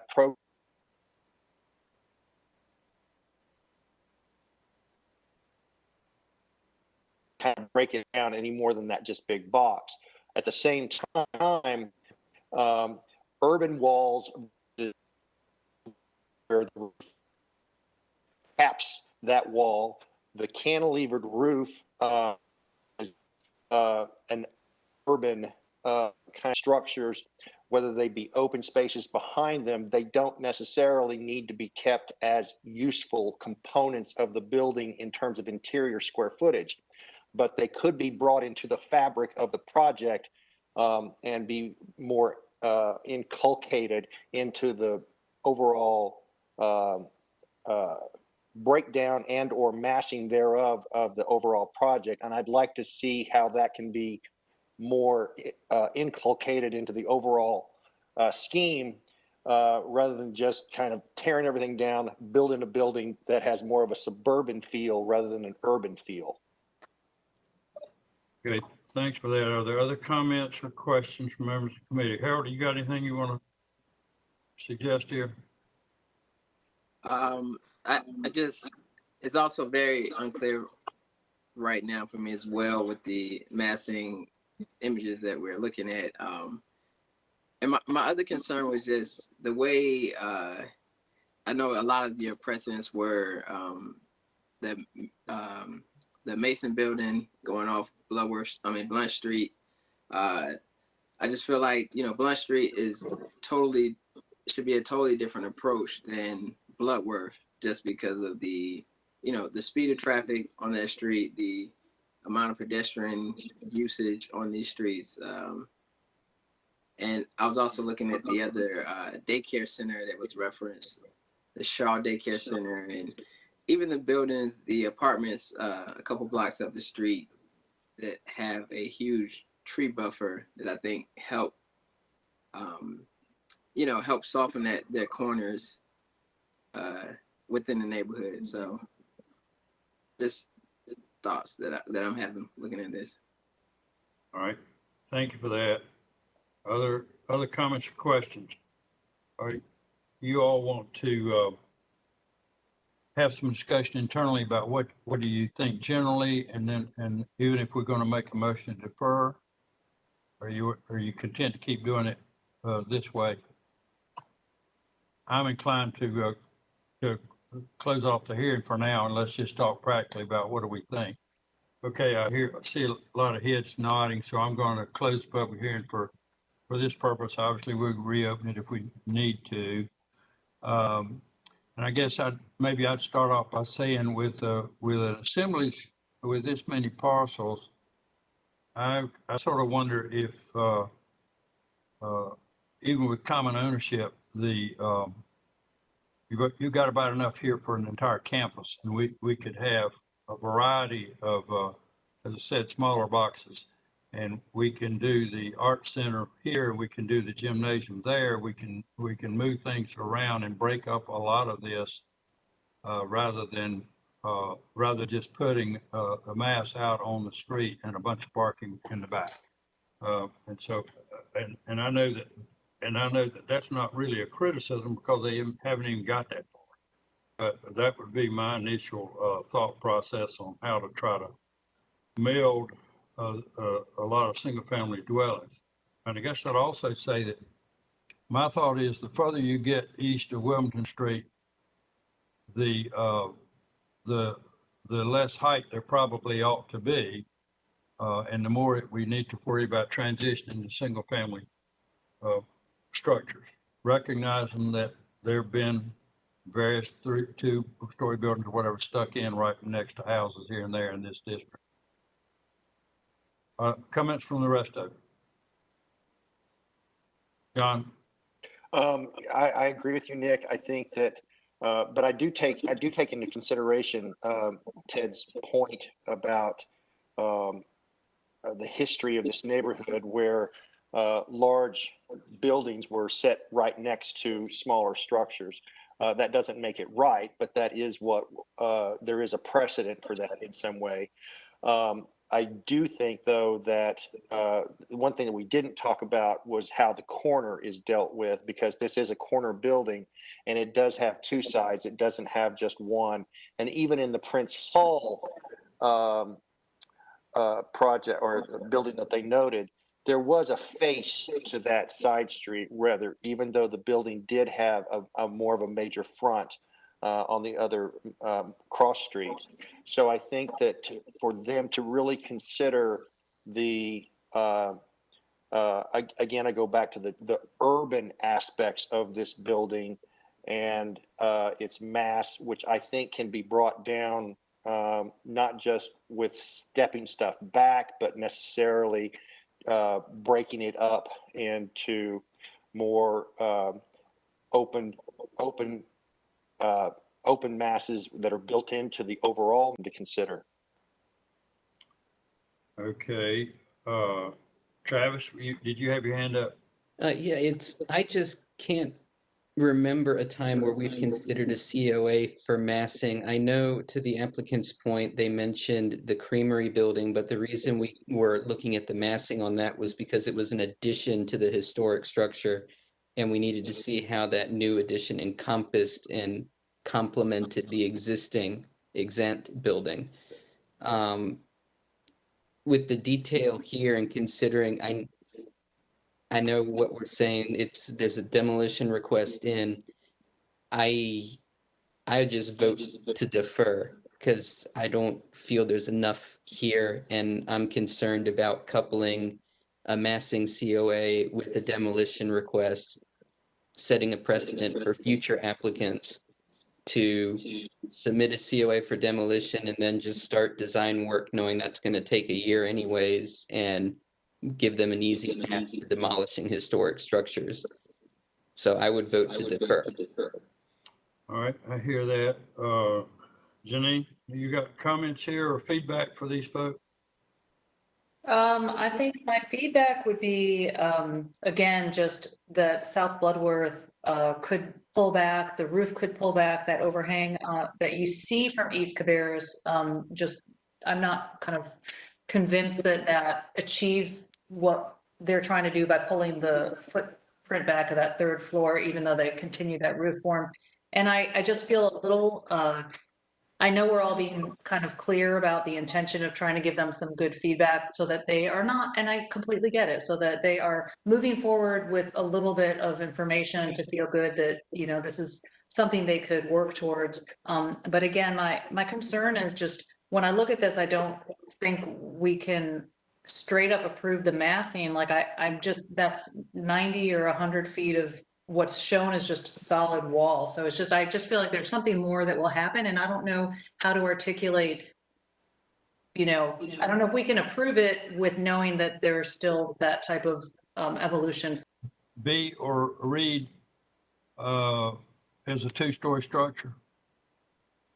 I think when I looked at some of those street elevations as it appeared, it felt like that was reading really well. But I mean, I do appreciate the fact that we've got precedents that are 3-story. But I think if they're making that gesture, I'm just trying to share that I don't think it's as successful by sailing that roof out the way that they're intending to. I think pull that back and you are getting that kind of lower scaled, you know, impression. Okay. Harold, do you got other comments here? Okay, nothing. All right, are you all, you think we've gone as far as we can go tonight? All right, then I'll entertain a motion to defer, which I think the applicants were expecting all along. They were just trying to see where we were. And Travis makes a motion to defer. Is there a second to that motion from John Reese? Any discussion on the motion? Before I act on that, there was some chat about Mac Paul and having taken the oath. I don't think that was intended to change the path we're on right now. At least that's the way I read it. All right, all in favor of the motion to defer, signify by raise your hand. All right, the motion carries unanimously. And so Ted, we thank you for bringing this to us. We're glad to try to make this efficient. We're not trying to waste Ms. Blair's money. We're certainly not trying to cripple her present and future uses. But we have a job to do with respect to this historic district too. So thank you all for sticking with us, and for Meredith Kirkpatrick, thank you for sticking with us too, because we're going to move to 225 South Wilmington Street now, and COA 40-2021, and that's the one about signage, as I recall, on the front of that building.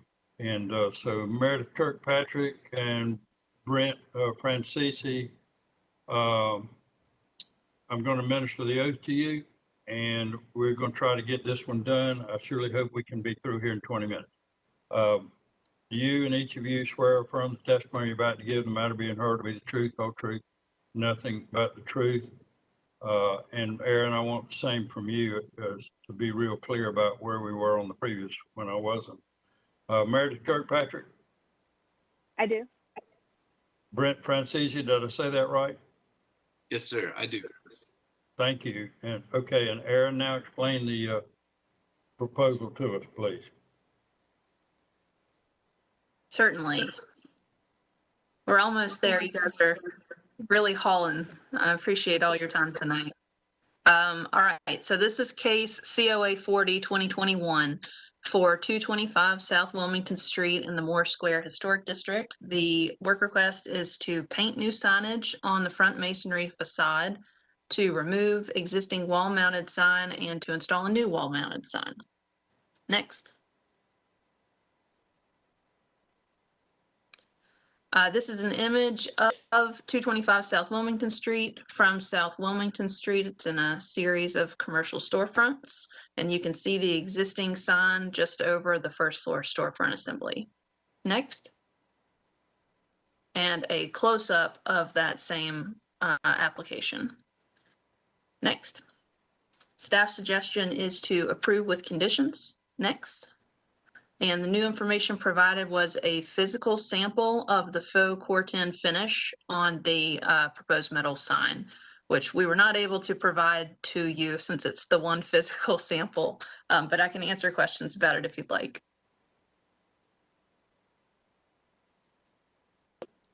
Okay, thank you for that. And we will hear from Meredith Kirkpatrick. I don't know that I have a whole lot to add. You have the images of the proposed signage in the description and the application. So I'm really here to answer any questions you might have. Okay, I don't think there's going to be any, but, and so Brent, Francisa, do you want to say anything? No, I've worked directly with the signage fabricator, so I'm here to answer any questions you may have on that front. Okay. All right, questions from members of the committee to be sure you understand what this is about. John Reese. Aaron, just wanted to make sure that the faux corten sample you've got is one that won't rust. I'm assuming it won't because it's not it's a faux corten. That may actually be a question for Brent. I can say, looking at the sample, that where it has scratched, you can see the aluminum shining through from the inside. So likely not, but you can ask Brent. It's essentially a paint. It's a metal paint, yeah.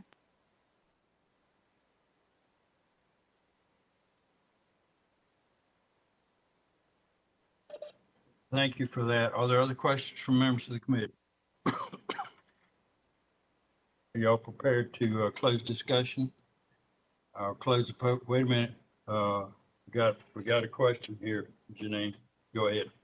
Probably a quick one. It looks like it's going back where the existing sign, the trophy sign is, with a similar fastening system. Could you confirm that? Yes, that's correct. The sign provider is going to put in a new attachment just because they didn't install the original and want to be sure that it can support the weight of the new sign, but it's in the same location. Okay, thank you for that. Anything else? All right, I'll close the public hearing. Turn to discussion. Any discussion? Travis? So just about the part that's painted onto the building itself, it looks awesome, but does that convey like a false sense of history to what's painted on there? That's for us to say and determine. Okay.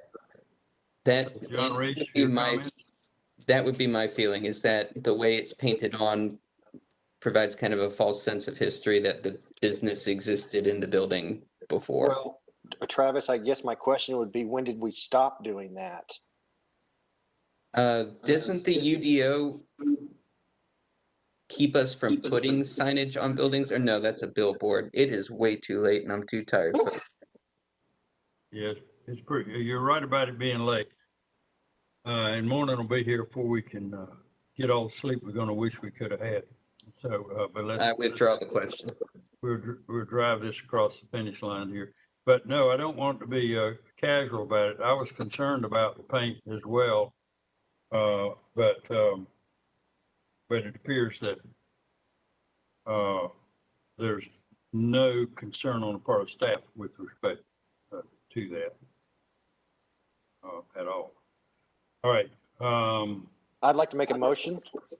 All right, go for it. Thank you.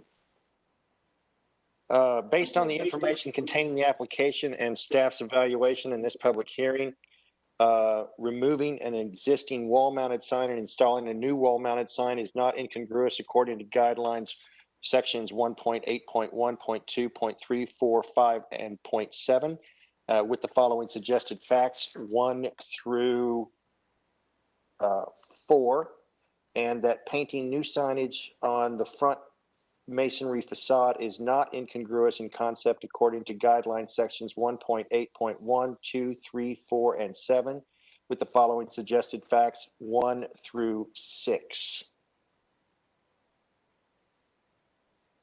All right. Is there a second to that motion? Harold seconds the motion. Any discussion? All in favor say aye, raise your hand. Motion carries unanimously. And John, if you'll make a follow-up motion, please. I move that we approve the application with the following conditions as listed 1 through 3 by staff. Is there a second to that motion? Janine seconds the motion. Any discussion? All in favor signify by raising your hand. The motion carries. It's unanimous. And that concludes the matters on the agenda for tonight. And I will say one thing here, Aaron, with respect, or staff, with respect to the one that we had to spend so much time on a while ago, this note number 2 on the last page of staff comments here about any revisions or deviations of the as submitted work to be submitted to staff, I would applaud you putting that in a lot of these findings. And I think it would be good. Nick, protection. Yes. Tanya here. So that is going to be a standard condition from now until the end of time. That is one of the changes that we've made after our learning experience with another case from this evening. Yeah. Other things are being done behind the scenes as well. Okay, good. Well, I'm glad to hear that. And but I couldn't help thinking we were sometimes folks will sometimes folks will look around for to lay it on somebody else's lap, and I think we have to be careful. So thank you. Any other comments before we wrap this up, folks? Have you Yes. had all the fun you can stand? Nick, this is Erin. There's a little bit more fun. We need to take a couple of votes on deferred cases. Which one? The first one that requires a vote is COA 146-2020 for 906 Dorothea Drive. We have not received contact from the applicant or the owner since December. We have reached out to them roughly monthly to get an update prior to setting the agenda each month. It's staff suggestion that we go ahead and defer that case without prejudice, or excuse me, deny the case without prejudice to move it off the agenda, and they can come back if they decide to move forward with the project. That certainly is okay with me. If it's okay, if you've had some December and it gone silent, it seems to me we need to move these. Could I have a motion to deny? John Reese moves to deny. Second to that motion from Janine. Any discussion? All in favor signify by raising your hand. The motion carries, and that is unanimous. And I take it we got to do the same thing on 223 East Lenore Street, number 25, file number 25. No, that one we actually expect to come back in May. They wanted an extra month from March to make sure they fully addressed your comments. So that one just needs a deferral vote. Okay, then John Reese makes a motion to defer for an additional month, and second by Harold. And in discussion, all in favor say aye, raise your hand. All right, the motion carries, and that one is deferred. So we have one of those is denied, and we need to do the same on Oberlin Road? Similar to 223 East Lenore, that case also expects to return in May. Okay, so I'll take a motion from John Reese to defer the Oberlin Road, which is file number 174, second by Janine, to defer till the May meeting. In discussion, all in favor, raise your hand. Motion carries unanimous, and that's done. Okay, Aaron, can we go home now? That's all the fun we scheduled for tonight. Oh gosh, I hate that.